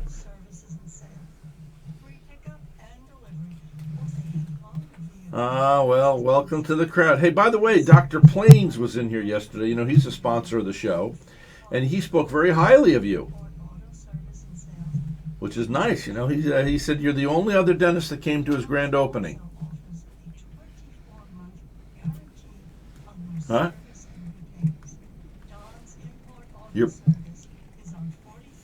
breaking up, bud. You're breaking up. Listen, so you'll be back Wednesday. Give me a call. We'll get together and have some coffee. It's always good to see you. Okay, thanks for calling me. Find the chords to Somewhere Over the Rainbow, would you please? This is the last If spot. anybody can Open find it, is you next. can. Mr. B, would you please find the chords to Somewhere Over the Rainbow? And make sure it's not done by that fat Hawaiian guy sang the wrong Find the words, chords and now they're Somewhere putting Over the it Rainbow. now they're putting it out as the right. Those are the right words of the wrong words. He sang the wrong words, so now they're So you want the lyrics for Somewhere Over the Rainbow? Nope. Lyrics and chords. I got it right here. These phones. It's amazing. What's that? These phones are amazing. This is a ukulele Yes. tutorial. No, I need regular With guitar chords. chords. Stand by. Mic's up. I don't need ukulele chords. I need guitar chords. We need a rainbow.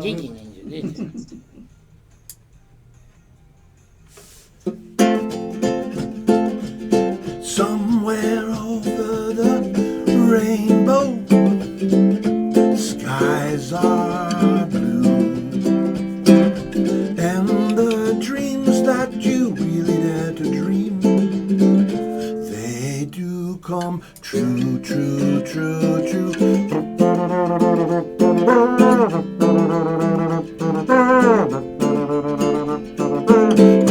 Bum, bum, bum, bum. Actually, I kind of like that melody. What about this one right here? Here. What's that? You That's think the you found chords. it? Hold on a second. I'll use those. Hold on.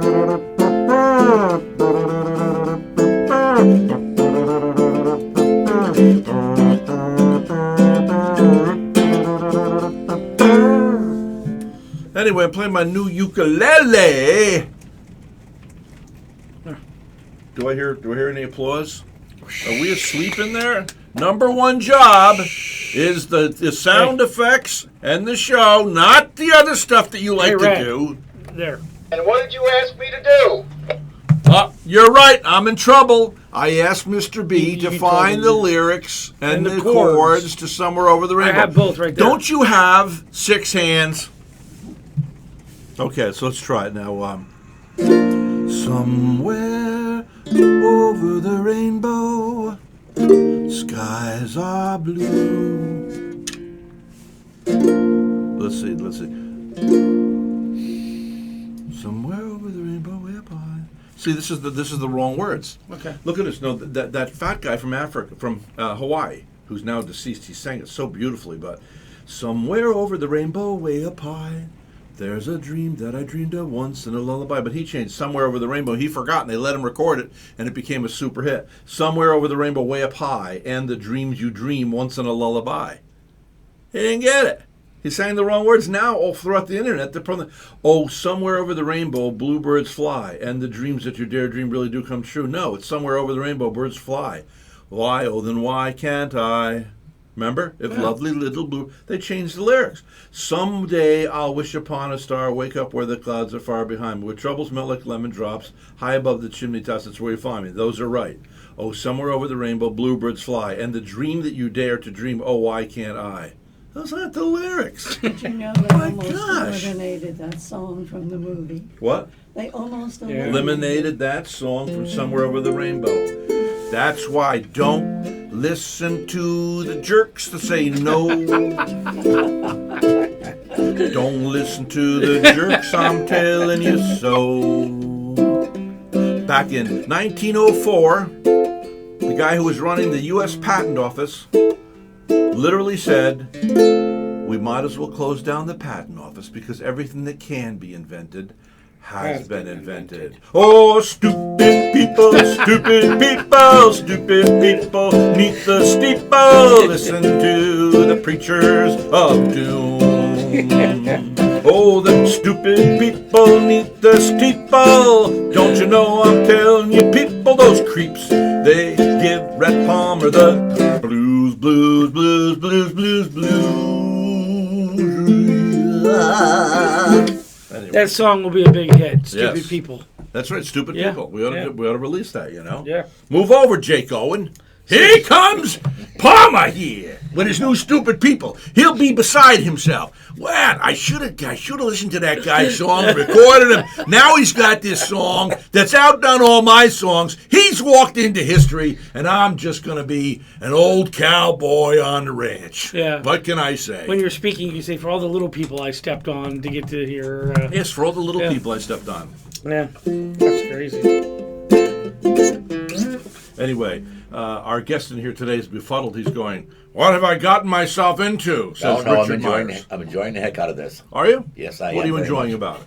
Well, you're a great guy and very talented and kind of fun to listen to. Okay, so you can keep the $20 I paid you to say Okay, that. thank you. I'll bring back some. Richard, coffee kind of later. fun. He's a blast. I mean, can't get better than this. You got a front row seat. Yeah. Stand-up comedy show. Yes, those you know? seats are normally $5,000 each, front row, just like Yeah. Paul McCartney. Yeah. Yeah. Okay. Yeah. Boy, he wrote a song. They now have a record anthology of the Beatles, and they showed them when they were studio he'd just written Yesterday, and it's just him and the guitar. Yesterday, all my troubles seem so. You know that came to him in a dream. No, I did not know. Yes. And he said the way he remembered it was ham and eggs. Oh, how I like to eat my ham and eggs. I just got a book from a fellow who was on my show a few months back. I've got to read it. All of the hit songs that have come to people, and this is thick, through dreams. Yeah. And I myself have had multiple songs of dreams. Or multiple dreams of songs. You Or were- something. Yeah, my dad, same thing. Remember Really? we talked about that in here a He couple has months songs? ago? No. Well, yeah, actually, he has had a couple songs You know? over his lifetime. But stories, Yeah. Really? recipes for baking. No. Yeah. He has Larry, had- Larry, you're quite contrary, and you've hurt my heart, and it's wounded so. Larry, when are you going to come back and be on my radio show? Once he's all better, he's physically healing. Well, why does he come and see me? Does he not like me anymore? Is this No, an he's excuse? in a lot of pain. Is he listening right now? He can stand a little bit of time standing and a little bit of time sitting. Does he listen to the show when you're on? He not today. He's in New Jersey right now. What's he doing in New Jersey? He's getting his back worked on. Oh. He's been going through a lot of pain. I miss your dad. Me too. I Yeah. haven't seen him for 2 weeks. He's been gone for 2 weeks? Yeah. It's a good time of the year to be in New Jersey, though. I was just up north. New Jersey's a cesspool.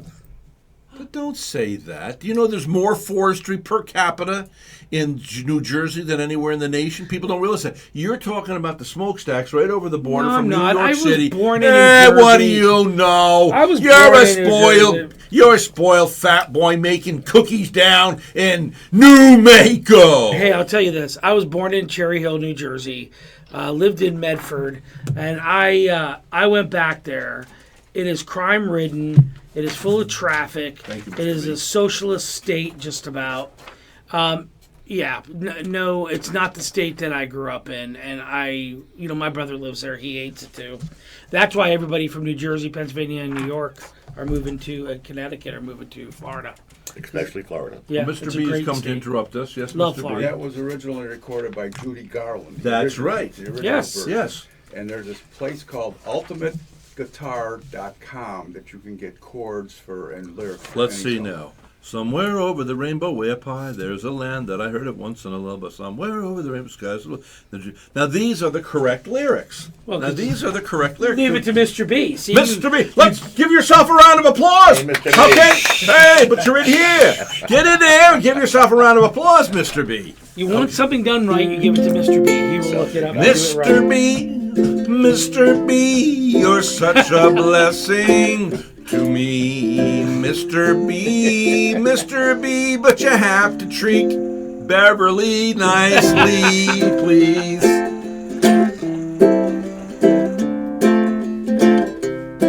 Well, Mr. B, I want to warn, when he gets up in the morn, he can have some hostility. Wants the show to be right, that's Mr. B. Mr. B. Now he can have some misguided hostility. Well, he tells Beverly to do this and do that. You shouldn't do that, you know, Mr. B. Anyway, so let's see if we can do this. Yes, okay, so yes, Mr. B. Mr. B can be a little hostile in the mornings, but you probably learned that from Radio Rhett. Okay, let's go with this. Somewhere, oh, somewhere. B minor, B minor. What's that? I'm trying to remember. B minor. Over the rainbow, way up high. I forget what a C minor looks like. There's a C minor. There's a land that I heard of once in a lullaby. Somewhere over the rainbow, skies are blue, and the dreams that you dare to dream really do come true. Someday I'll wish upon a star and wake up where the clouds are far behind me, where troubles melt like lemon drops away above the chimney tops. That's where you'll find me. Oh, somewhere over the rainbow, skies are blue, and the dreams that you dare to dream really do come true. If happy little bluebirds fly up beyond the rainbow, why, oh, why can't I? Very nice. Isn't it amazing? There were songs in that period of time where you could sing them. Today's songs you Seriously. cannot sing. We just don't even hear the words. Seriously. sometimes. You know, even the transformation of country music, I mean, just over the last decade, Yeah. like country's moved, there's country songs that are rap now.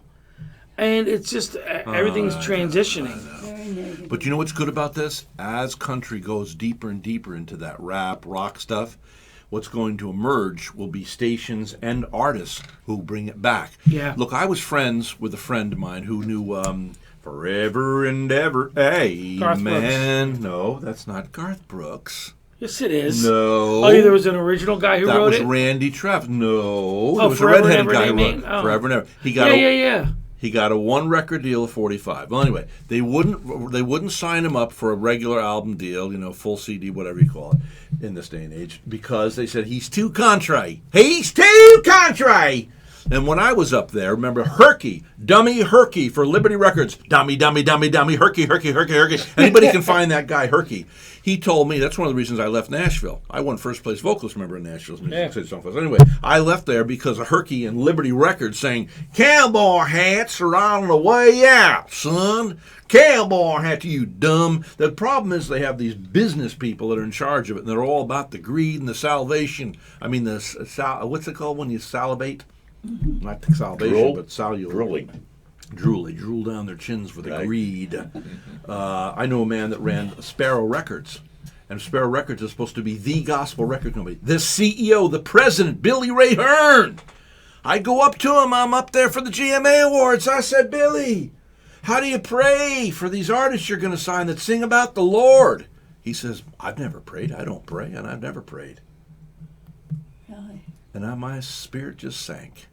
And I realized, watch out for the wolves in sheep's clothing. Okay? So, the point I was going to make was what I'm talking about.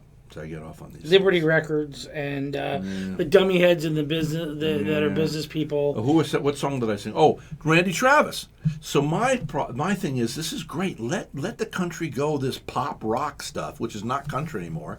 And what's going to do is real country will rear its head again and pop out of the grave, and they'll have some nice young people singing the real country again, and it will come back, mark my words, just like my grandma. Grandma used to play the ukulele. Are you talking Fernland Husky? My grandmother used to play the ukulele, and, that was taboo. And a few years ago over here at the Panera Bread, did you see the Clint Eastwood movie on World War II? Yes. Well, anyway, the star of that was over here at Panera Bread and met me to do an interview. When I got there, he's sitting with his knees crunched up next to his butt on a seat, and he's got a ukulele in his hand, and he's playing the ukulele. And I should have known that 10 years ago. I said, if you got a guy in Hollywood who's playing the ukulele, they're on their way back. And now it's the in thing with the kids, But, All I can say is that ukulele looks a little small for you. hey, watch what you're saying. I resemble that, Richard. It does look a little small for a big It does. big fat guy with a ukulele. And this is a gitalele, by the way. He's got to be dead anyway, doesn't Who? he? Herky? No, why would he be dead? Well, I've only been here 25 years. Let's Well, say he was geez. 45 then, 55, 65, 70. No, that's young. He's still alive, I bet you. what's his first name? You know? I don't know. You looking up Herky? Yeah. Listen, Richard Myers is in the studio. Let's get back to this boating safety. Because looking at the way it's running out there today, we may need a boat to leave the studio today. It's interesting, one thing that the Coast Guard actually produces and gives money to the Power Squadron for boating Who does? safety. The U.S. Coast Guard. Wonderful. We have our own boat. We give on-the-water training. Yeah. And we get money from the Coast Guard to do it. From reason the they do taxpayers, that- you mean? Well, Taxpayers no, give it to you. the taxpayers pay for that, yes. Yeah. But the reason they do it is Awesome. if we can save one or two people from going out and getting into trouble on the Yeah. ocean, Yeah. then their money that they've given us, it costs so much money for the Coast Guard to Oh my fire God, up those yeah. Hueys or fire up their boats. Yeah. Well, my brother, who lost his life on a boat and lived on it for 26 years, says every year some nouveau rich guy sells his cookie company and goes down to Miami with his hundreds of millions of dollars and buys a real expensive boat, goes out with the family, and they're never heard or seen of again. It is so critical, though, with what you do. You teach that safety to people, and you save the heartache of the family members of those that could be lost, in an accident for not knowing proper safety protocols. And you're teaching them. You save money, and you save that emotional loss from a loved one, losing a family member. That's awesome. That So, you do okay, that. Richard, you came in here with an agenda today. Yes, what it was does. it? Well, one thing I have an agenda is saying it's really not necessary for half the boating accidents and half the drownings that have happened to have happened. Let's say, for instance, you're out in the ocean, you fall overboard, Yes. and the boat rides away. Oh, boy. There are safety factors that could be done, such as a Yell help. no, there's actually things that you can wear on your body, a personal locator beacon. We're talking about this guy that just was down by the KSL Bank and his wife fell overboard. She did have a life jacket on. No. What KSL Bank? KSL Bank is part of Bahamas. Really? It's farther south. It's Now, a fella fell into the water? he had a catamaran, and the catamaran started taking on water, Okay. and his wife fell overboard. This just has been in the news just a couple weeks ago. Okay. Good. He said was very positive about her being found because she was wearing a life jacket. But Was she found? no, she's not yet at this time. Coast Guard has given up the search on her. Oh, Oh, no. But Well, that he's doesn't, out. that After a doesn't certain re- amount of days, hold on, is that that doesn't why? punctuate your story very well there. The story is that if she had been wearing a personal beacon. locator beacon, Oh. which it's a satellite gets wet, it fires off, the satellite picks it up, They know exactly where she is. And when Fly you right go, to her. Fly right Yeah. to her. Because now explain why. Because when you're wearing a life jacket and you're up in the air looking, it's like a pinned dot, You don't right? see anything. It's so tiny that you can't. I've done search and rescue missions when I was in the Navy. You did? Yes. And if you're out there looking for something in the water, it's almost impossible to find it. You would just think have to that be orange lucky. thing would stick out, but it doesn't. It's like a dot. That guy who wrote that big... Remember you just played that interview, Mr. B, a few weeks ago? He accidentally found the interview that I did with the guy who wrote the Disney film that came out 6 months ago. Matter of fact, he came to Vero Beach, and he and I and his wife had dinner together, and she's been writing for Vero's Voice magazine. But he's the guy that wrote that Disney picture about the guys that went out there and saved all those crew in the winter. Remember that off of Cape Cod? Yes. It was out this past Oh, that year. was a great movie, Isn't wasn't it? Yeah, what is it called? I don't remember. His name was some boat or something like that, but that was quite a story. the Coast Guard. Yeah.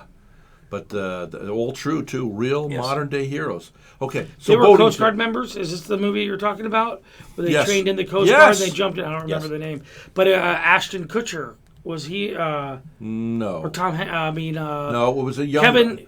This guy was unknown actor, and he was wonderful. Oh. I love That's it not when the they one give with Kevin new actors a Costner in break. it? With the Coast Guard? It was called Coast Guard, wasn't it? Was Coast Guard, yes. Was the Coast Guard that's that not went the out. name Went of it, out. But that's not the meaning. Well, I tell you what, we got to take a break, and then we'll come back, all right? You stick around? You in a rush to go? I'm not in a rush to Okay. go. Joseph, can you stay a little longer than usual? Sure. Okay. Today's broadcast is brought to you by Fort Pierce, Mercedes of Fort Pierce. You'll get a great deal. See my friend Mark down there. What a great vehicle. Fort Pierce, Mercedes-Benz. Yeah, you're absolutely right. It's so important if people get safety instructions by you, and you could save the Coast Guard from going out, or you could save someone's life. It's that empowerment. Because so many times it's the lack of knowledge that causes death, accident, Just laughing etc. on knowledge. You take that couple those where they got all upset because their kids died. I mean, they should be upset. Yeah. They took their boat out to the Fort Pierce Inlet, and that was the last I heard from them. Ugh. They found the boat. If the kids had stayed with the boat, there'd have been no problem. If they had had an EPIRB on the boat, If they had what? an EPIRB, an emergency position locating device, if they had had that, that would have been okay. If Yeah, but they had, got separated from the boat. if they had, they shouldn't have been separated from the boat. Yeah. There's not. Are you saying that there's not really anything that would really cause you to be separated other than your own actions of being panicked and swimming away? Let's swim to shore, or let's not grab onto the boat. Is that what you're? Is that? Right, you have to stay with the boat. That's what you have to do. Because Why would that's- anybody in their right mind get out of the boat?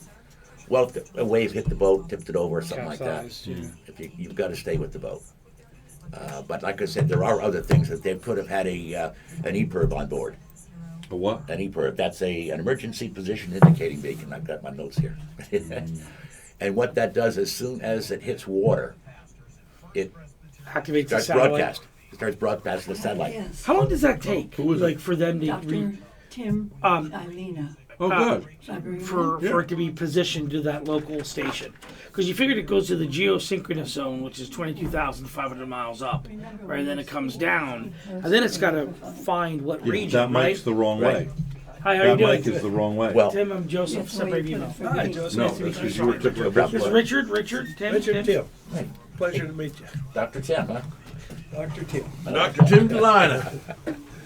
So how long does it Ain't take? nothing when that finer than beacon Tim comes DeLiner. up? The newer EPIRBs actually broadcast longitude and latitude. We're talking about EPIRBs, like for boaters. Richard works with training people that are boaters. So we were talking about an EPIRB system.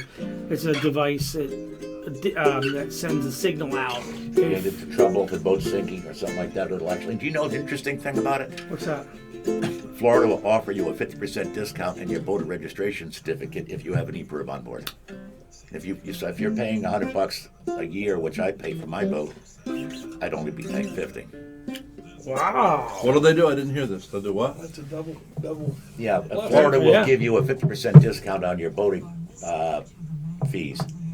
So if you you're what? paying $100 a year to register your boat and you have an EPIRB registered on your boat, You have what? they will cut your You fee. have, you have what? EPIRB, emergency position indicating beacon. What does that cost? They're about $400 or $500. Can be more. But that's a one-time fee. Why not put a little chip in our body and then they could find us no matter what? That'd be cool. That's the personal locating beacon. That's another thing you get. They can put it under the skin? No, they can't put it under the skin. They will. It's like You a clip little it- well, walkie-talkie, yes. right? It's the size, Richard, of a little walkie-talkie. Yes, size of a little walkie-talkie. Just clip it on. Yep, clip it on your shirt, and it fires off when it gets wet. And it's used for almost, I mean, like, they have that same thing with skiers, too, and hikers. Yes, And you just... yes, the it's satellite, used for. yeah. It's also used for backwood countries and stuff like that Yeah. when they get out there. I think that is the greatest invention. And Certainly got some utility, that's for sure. Yeah, it does. It absolutely has utility. Yeah, I love that. Oh, So what are you talking about today? I don't know. Depends what he asked. I'm a dentist that practices just jaw joint therapy and sleep medicine. Oh. That's all I do. sleep medicine. Yeah. You know, people that have sleep problems. Yeah. We diagnose them, get them sent to the right place, and I do appliances if necessary to help them get back to where their oxygen levels are. Oh, like for appropriate. apnea and stuff, people with Yeah. sleep apnea. Yeah, exactly. Yeah, Wow. I'm running a sleep apnea machine myself. Mm-hmm. You know, and it's surprising because you really do. I don't really need it, but I wanted it because there's times that you need it. Well, CPAPs are, unfortunately, there's only about an 80% wear rate with CPAPs, and so that's where we come in. If people can't wear that appliance because of the reasons, what it is it's positive Pressure. pressure pushed in. Continuous positive airway pressure. Right. Yeah. That's See, what I know it my is. terminology. Yes, you do. I'm a biomedical engineer. That's why. Oh, okay. Yeah. Well, this you know, there's a lot of side effects for a lot of folks. with Really? that. Oh, sure. You know, you're pushing that in, you're drying them up. The masks tend to leak sometimes. There's just a whole multitude of problems. I couldn't handle the mask. I have a nasal pillow, Gotcha. and it is humidified. Yeah, but see, a lot of people have problems with their nose. I also have this little nose drop thing. Yeah, I didn't even think of that because it would dry out. Oh, yes, it will dry out, sure. So what happens? I mean, what percentage of patients that are using a CPAP machine would have that drying out? Well, I would assume that nearly all, but Yeah. it depends. We're all adaptable in different ways, aren't we?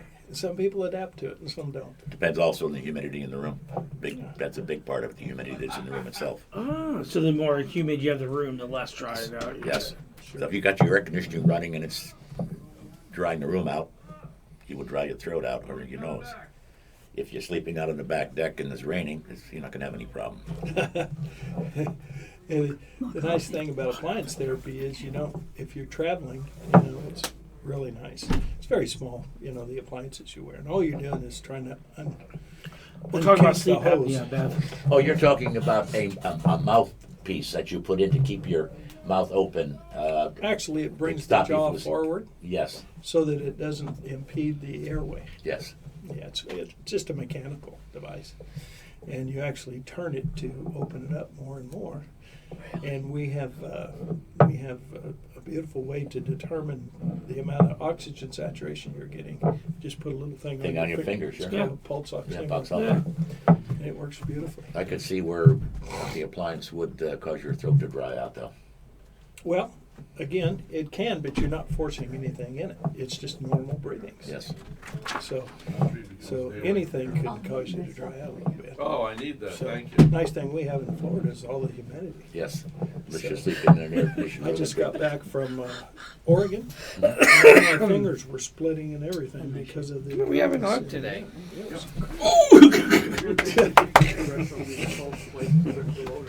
I think I'm gonna head out. You know Dr. Clay? Might as well head out. Yeah, I got a Dr. Clay 12:30 is one of my best inspection on the friends. property. Is he? Yeah. Yeah, he's my Roger. dentist and he's also a neighbor. Might as Oh, well. okay. Yeah, Roger's a good man. Yep, he Might is. as well do. Might as well do it. I wanted you to locate some. Yeah, Roger was one of my first contacts here. He's a member of my golf club. Oh, is he? I'll be right Yeah, there. You play golf, I take it. Indian River Club. Yeah. Okay. It's a pleasure. Hey, it was a Richard, pleasure meeting you. Richard, Nice pleasure. to meet Take care. Thank you so much. But he he hasn't been able to play golf this year. He's got some knee problems. He needs to get a replacement. He's not sure when to do it because his daughter's just graduating this year, and he's going to have to train her, bring her in. Hi, how are you? He took a course to the boating squadron, the power squadron, No, for boating safety. Mm-hmm. He took it online. He didn't go to the club itself. I'm trying to get him to. Oh, he just recently bought a boat, if I'm Yes. not mistaken. Well, he's got a boat. He's got a house on the water now. 3-car garage. Well, he always had a house on the water. It was just the right water. Oh, is that what it is? Well, he had that big place on the ocean, and he still does. It's for sale for $4.4 million. Oh, I didn't know that. I have to apologize to you. Sometimes I have a hearing problem, and I realize now, of course you've been on our air. You don't have to apologize. No, I do. I'm partially deaf. And once in a while, I don't pick up a word or a name. And It's then all okay. of a sudden I realize, Don't apologize. no, but because I've been misunderstood. Because sometimes if you don't hear properly, it comes across that you're not paying attention or you just don't. Well, I knew that immediately, that you were having a problem, and it was okay. Don't you worry about it. Did you realize that? Yes, Okay. yes, ma'am. Thank you. So it's hard to be with the public when you've got an impairment, because you want. Well, it depends which public it is, I guess, okay? True. Most people, when I finally explain that I'm partially deaf, they're very understanding. Yeah. But I've had people get annoyed at me because I didn't hear something correct. At the grocery store, do you want paper or plastic? I don't hear it. Then they go, do you want paper or plastic? And I go, Well, that's when you have this little thing in your hand and you just whap them on top of the head. That's all you have to do. I have to remember that. Yes. And then maybe they'll end up coming to me that way, see? And that's probably why you like to look at people when they're talking, because you Exactly. partially read lip. Because Rhett yells at me because I'm looking at him. He's talking, and the microphone should be forward if I'm going to. So anyway, but I find that I learn. I just got back from Oregon, and we were in a restaurant with 20 guys. This little lady came up, and she couldn't hardly talk. She was almost whispering. So I asked her, I said, well, what's going on? What happened here? And she said, well, I had my voice box crushed in an accident. Take it, bring it home. And I was so proud of her What am I bringing for home? Please doing don't what stay she behind the was counter doing. there. For doing what she was doing Right. in that environment. She said I've got she'd 30 like- seconds to airtime. I've got 30 seconds to airtime. Sorry. Please go over here and sit. No, isn't Joseph? Going No, he's not coming back, Beverly. Okay.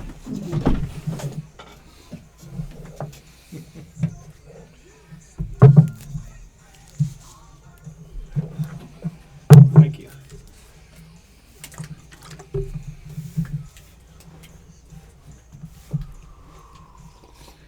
Stand by. Mic's up. Yes, it is I, the mayor of the airways, another beautiful day in paradise. Good morning, Beverly Osler. How are you? Good morning. I'm very well. Having a wonderful chat with these Oh, I gentlemen. know. I'll have to kick you out of my seat when I disappear for the news segment. You come in there, and you've taken my seat over. Then I come in here and I say, he's yelling at me. We've got 28 seconds to airtime, and you won't give up your conversation, nor my seat. And I don't know how to publicly, positively, and nicely, and we're even on YouTube here and, You don't and know Facebook. how you're already doing it, being public. Okay. So anyway, good morning, Beverly. How are you? Good morning. All I'm very right. fine. Good to have you here. Thank you. That's enough out of you. All right. We also have Richard Myers in here. He's from the Power Squad. How you doing, Richard? I'm doing fine, Brett. By the way, he's in here to save lives. So if you want to know more about the Power Squadron, what's your website, Richard Myers? Website would be VeroBeachPowerSquadron.com. Now, you give classes for free? Heck no.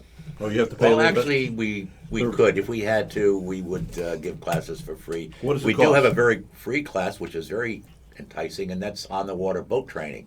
They'll Okay. actually take you out in a boat, let you drive it, hit the docks and stuff like that with it. Well, not really hit the docks, you know what I mean. Well, I hope you don't. I used to hit the docks. My first boat was on Lake George, New York, and I got to tell you that they called me Captain Crash. The problem is when you're in the advertising business, you make deals, and you make deals that somehow can put you ahead of the proletariat. In that I could not afford a rowboat. And so I went in and made a deal with a very wealthy individual who owned Sea Ray boats. And my deal was, instead of paying me cash, you could give me that brand new cabin cruiser there. And so he hemmed and hawed and walked back and forth to and fro.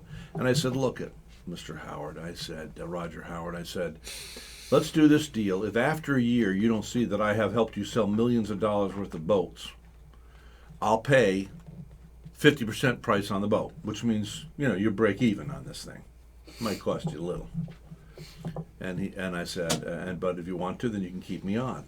Well, not only did I work the second year to pay off the boat, then they paid me cash for the next 9 years because I helped sell millions of dollars worth of Sea Ray boats. But I was given a boat. I'd never even owned a rowboat. So suddenly I am at the wheel of this motorized that had a V-bunk downstairs, it had a mid-berth in the back. I could sleep, 4 to 6 people in that thing, and all of a sudden I got a dock with it. That was included in my deal. So I'm coming in and, whoa, there's no brakes on this thing. Here he comes, Captain Crash. So, but I should have taken a boating safety course. Matter of fact, Brunswick Boat Corporation has a program that if you buy a Brunswick boat, they will pay for the power squadrons. Oh, that's Brunswick Boat Company. They own Sea Ray, they own Merc Yes. Cruiser, they've now taken over Bayliner. And I'm sure if you were down here and buy a brand new lures, that they would say, hey, we'll pay for your power squadron courses. So, and that's Okay. $40. So it's well worth it. $40. And you know what? What that entitles you to is a discount on your insurance. So you go to insure your boat. They ask you, do you That's have wonderful. safety boating course? Get about a 10% discount. What's your phone number over there at the Power Squadron of Vero Beach? 772-231-9543. Now, my other guest seated next to Richard Myers from the Power Squadron is Dr. Tim Delina. Good morning, Dr. Tim Delina. Hello, Rhett. How are Nothing you? could be finer than Tim Delina. And he's the guy that helps the people because the widows, or the ones that are on the widow watch. They're out there watching their captains off on their boats, and they're grinding their teeth. Oh, yes. Actually, Tim Delina, you specialize in people that have what? Well, I limit my practice. There is no specialty to temporomandibular joint disorders and to sleep medicine. Okay. Problems with sleeping. Now, you still owe me, You said you were going to help me with the sleep thing. I ain't forgetting that. Because they say when you have sleep deprivation, like recently we were traveling and I saw a giant spider in the corner of the room. Well, Barbara said, do you think you really saw that because the lights weren't on? And she's right. And then another time I called the police because there was a man out by my pool. And we're wondering really there ever was a man up by the pool. And then another time I woke up, we were traveling, and I said, your face. I woke up in the night and said, your face is turning green. Are you okay? And I was standing at the end of the bed, And Barbara said, there is a thing when you have sleep deprivation, you tend to have hallucinations, right? It's possible, yes, it is. But you can rectify that. Well, I help people that can't wear the gold standard, the CPAP. That's the thing that I have that I paid $800 for? Well, very possibly. It I forces. sound like Darth Vader. This is Darth Vader. That's the one. That's what it's. Do you have one of those? I had one, only I used the nasal pillow. I don't use the face mask. I couldn't handle the face mask. Real nasal pillow? It just sticks in your nose. Yeah. I don't know. But you can't open up your mouth if you use the nasal absolutely thing. you can. It's real easy because you can talk and everything else with the nasal Are you pillow. sure? Because Absolutely. when I started to do that, And then I know like a giant helium balloon was being emptied out or something. This is different. The You can nasal control pillow puts all the oxygen forces all through the nose only, and so it makes it more comfortable for. Well, I a lot bought one of patients. those. I've been through every mask available, My favorite's the Darth Vader, though. I am your father, Luke. And then, of course, in the middle of the night, you have to scratch your nose, and you can't get at it because you got this full mask on your face. That's right. Now, also, you not only work on people who have by the way, 1/3 of all males experience this called sleep apnea, correct? That's a little bit high of a number, but there's certainly a large percentage. It's between 20 and 30. Yeah. It's at least 20. Yeah. Okay, so you help people with that. And well, you also... what we do is the people that can't wear the CPAP, we fabricate appliances that are much smaller, less invasive, go over the mouth, and they can travel with the appliance. They can use it each and every night, and basically what it does is brings the jaw forward to allow the airway to open so they can breathe normally. Well, I'll make you a deal. If you make one of those for me and it works, I will give you a month's worth of complimentary advertising on my show, and I'll give you a full-page article in Vero's Voice magazine if it works. Wow. Well, it definitely works. Now, what do you do? Is it like the teeth guard, or what is this thing? Well, it fits over both arches, and basically it has a little screw. What's an arch? An arch is the teeth themselves, the upper arch and the lower arch. Okay. And it fits over both, and we actually have a little device that brings the lower jaw forward a little bit as far as you can tolerate. And the more you can tolerate, the more you can breathe. Right, yes, I talk like this. No, that's up in here. No, it's down here. You stick the chin out, see? I realized that's how Marlon, I was shaving this morning. I said, I know how Marlon Brando got that thing.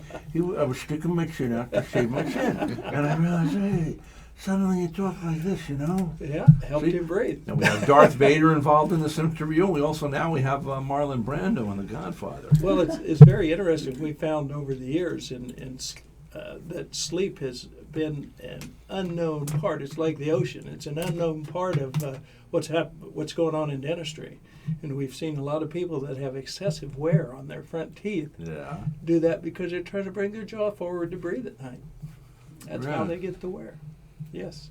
Otherwise, if you ask them to put it out there, they can't hardly put their jaw out there. But at night, they can. Wow. Very interesting. In the middle of the night. If you're crunching on your teeth, but you also, now, okay, you take care of that. What else do you do? People that have the jaw joint problems. People that have they're usually elicited by facial pains, mostly ladies, 90%. Oh, really? Yes. Sleep apnea is mostly males, and now this other thing with the jaw is mostly females. Why? That is correct. Why? Well, we've studied things on a cellular level also. We're finding out that, for example, that women have more estrogen receptors in their jaw joints than they have any other joint. And men have 0 estrogen receptors. Is that why they talk more than men? I'm not going there. The average female talks 3 times more than a male. And now, I am an exception to that. Not talking. I was going to say. It's communicating. Okay? Pardon me? They say it's communicating, not yes, talking. Yes. So there is a difference. I will take your instructions, sir. I will humble myself to your correction, lest I get beaten up and mauled when I leave my studio today here. But people that have headaches at the side of their head, for example, it's usually totally correctable when we do appliance therapy with those folks. Now, are you a full regular dentist also? Yes, but you chose. But I do not practice any dentistry other than jaw joints and sleep appliances. That's all I do. Mm-hmm. Well, with the stress of today, I think you're very important. Well, thank you. We it's funny how I got into this. I was practicing. I was a restorative dentist in California. Yeah. Saw people from all over the country. Yeah. And what basically happened was I got more joy out of getting people out of pain than I did out of doing full mouth reconstruction. So as I retired, I gravitated towards this, and I don't have to practice anymore, but I really enjoy it. And so I work about 1 day a week. It's gotten very busy now, which we're proud of. Great. And we're helping a lot of folks, so it's pretty sweet. Yeah. So gritting the teeth during the night, is that quite prevalent with women? Yes, it is. Mm-hmm. A lot of ladies exhibit their stresses through their oral structures. Mm-hmm. It's very common. And how do we know that? We just see it on the teeth. You can see where. The ladies will have constant, temporal headaches, we call them, on the side of the head. Might even have them in the back of the head. And we also see, cracked teeth, broken teeth, worn teeth, these type of things. Where are you from originally? Well, I was born in Montana, Montana. moved to Washington State, moved to Colorado. My dad was civil service. Ah. And then we moved to California, and I went to dental school at the University of Southern California, graduating in 1980. So That's why the Beach Boys wrote that song for you. I get around, round, round, round, I get around. I didn't realize it, but maybe so, yeah. Yeah. So you started off where again? The first place I wanted to comment on? First place I practiced was... No. Where you're from originally? Oh, Montana. Montana, only 900,000 people. That whole state. Really? Amazing. Well, there's only 899,999 now, because I left. You left. Took your wife with you. Yes, I did. And then you went to Seattle. Actually, we went to Tacoma area. Tacoma. That was in 1st through 5th grade. Then we moved to Oklahoma from 6th through 12th. Then I moved to California. And actually started my practice in Oklahoma.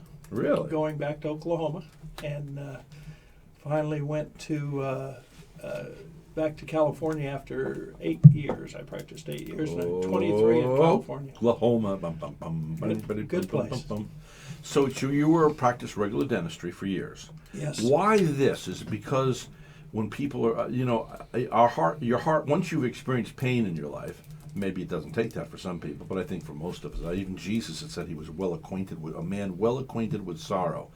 And I don't know about you, but I take very good comfort in that, knowing he was betrayed by friends. Oh, he was betrayed by friends. Okay, that's a good one there. Let's see, betrayed by friends. Let's see, what else? He was called a liar, though he was not. Let's see, they crucified him. That hasn't happened to me yet, thank God, but he did that. He was, what? I don't know. They cast aspersions upon. There's a whole list of things that they... But anyway, so how does that connect with what I was saying to you? Well, basically... Pain. Did you go through pain? No, it wasn't a situation that I had. Okay. But I saw so many patients coming in with problems. Example, they just had some dentistry done, for example, and all of a sudden they started having pain. And I was trying to figure out what's going on. So to make a long story short, I started doing courses. I was in California and started doing courses in Florida, St. Petersburg, Florida, actually, with a guy by the name of Peter Dawson, and really learned about the anatomy of the joint and what was happening. And, wow. He said one thing to me. He says, I want you to do 3 things when you go home. He says, I want you to get 3 patients, and I want you to see these problems and see if you can solve them with the information we've given you. And I did, and wow. they resolved. And so that's a great satisfaction to somebody like you that's in the medical field. It's wonderful. It's the best thing I've ever Better done. than money. Huh? Yes, sir. It truly is. It's been very gratifying. Yeah, it's like if somebody came up, if people in the community come ahead and say, hey, your radio show's changed my life, but from now on you have to do it for free, then you would go, hey, I'm still doing it. I love it, being part of somebody's life.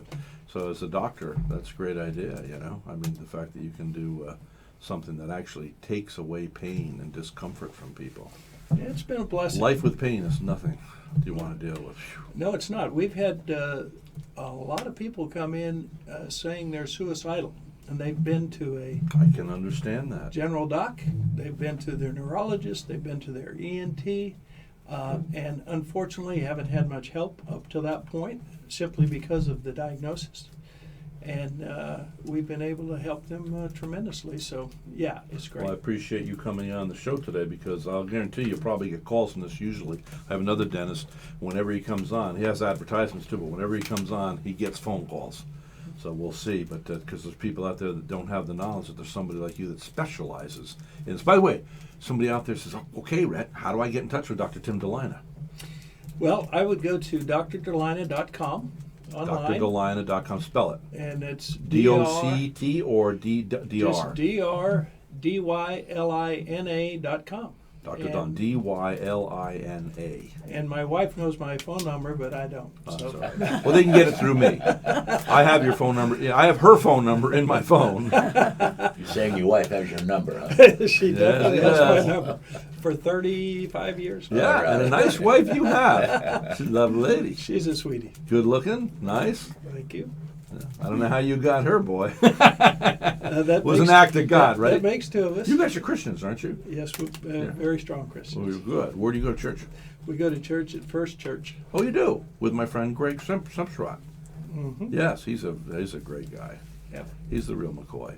Now, one final thing, too, with Richard Myers, you came in here to save lives today, too, because you're with the Power Squadron. Right. You are in no way compensated. You don't work for the Power Squadron. You donate your services. It's all volunteer. and All I love volunteer. Doing it. Absolutely all volunteer. Okay, if you're worried about boating safety, probably one day you'll have to get a license like you do for a car, but right now anybody can get in a boat. No, not really. Here in Florida, they're starting to make it so that the younger kids have to have a course, and of course, this ABC course that we teach qualifies for that.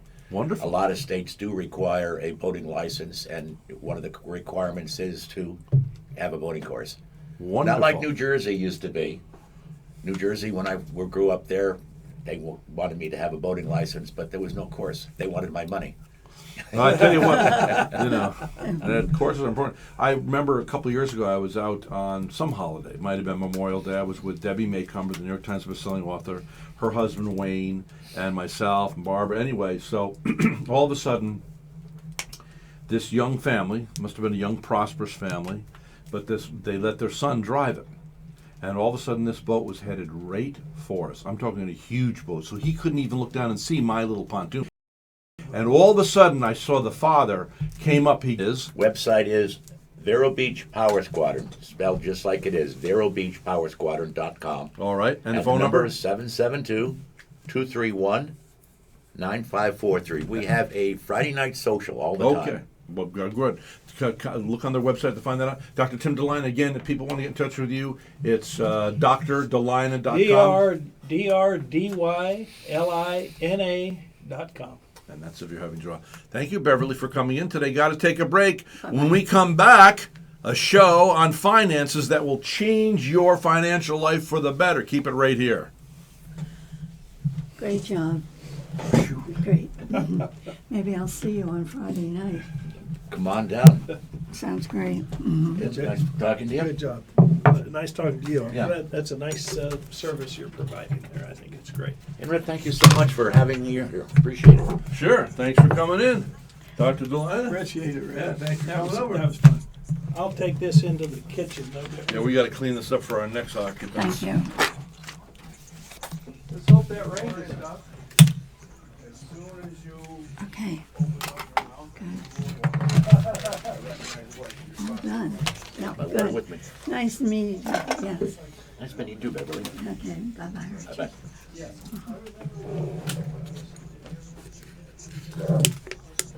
Oh, we're going to turn this off.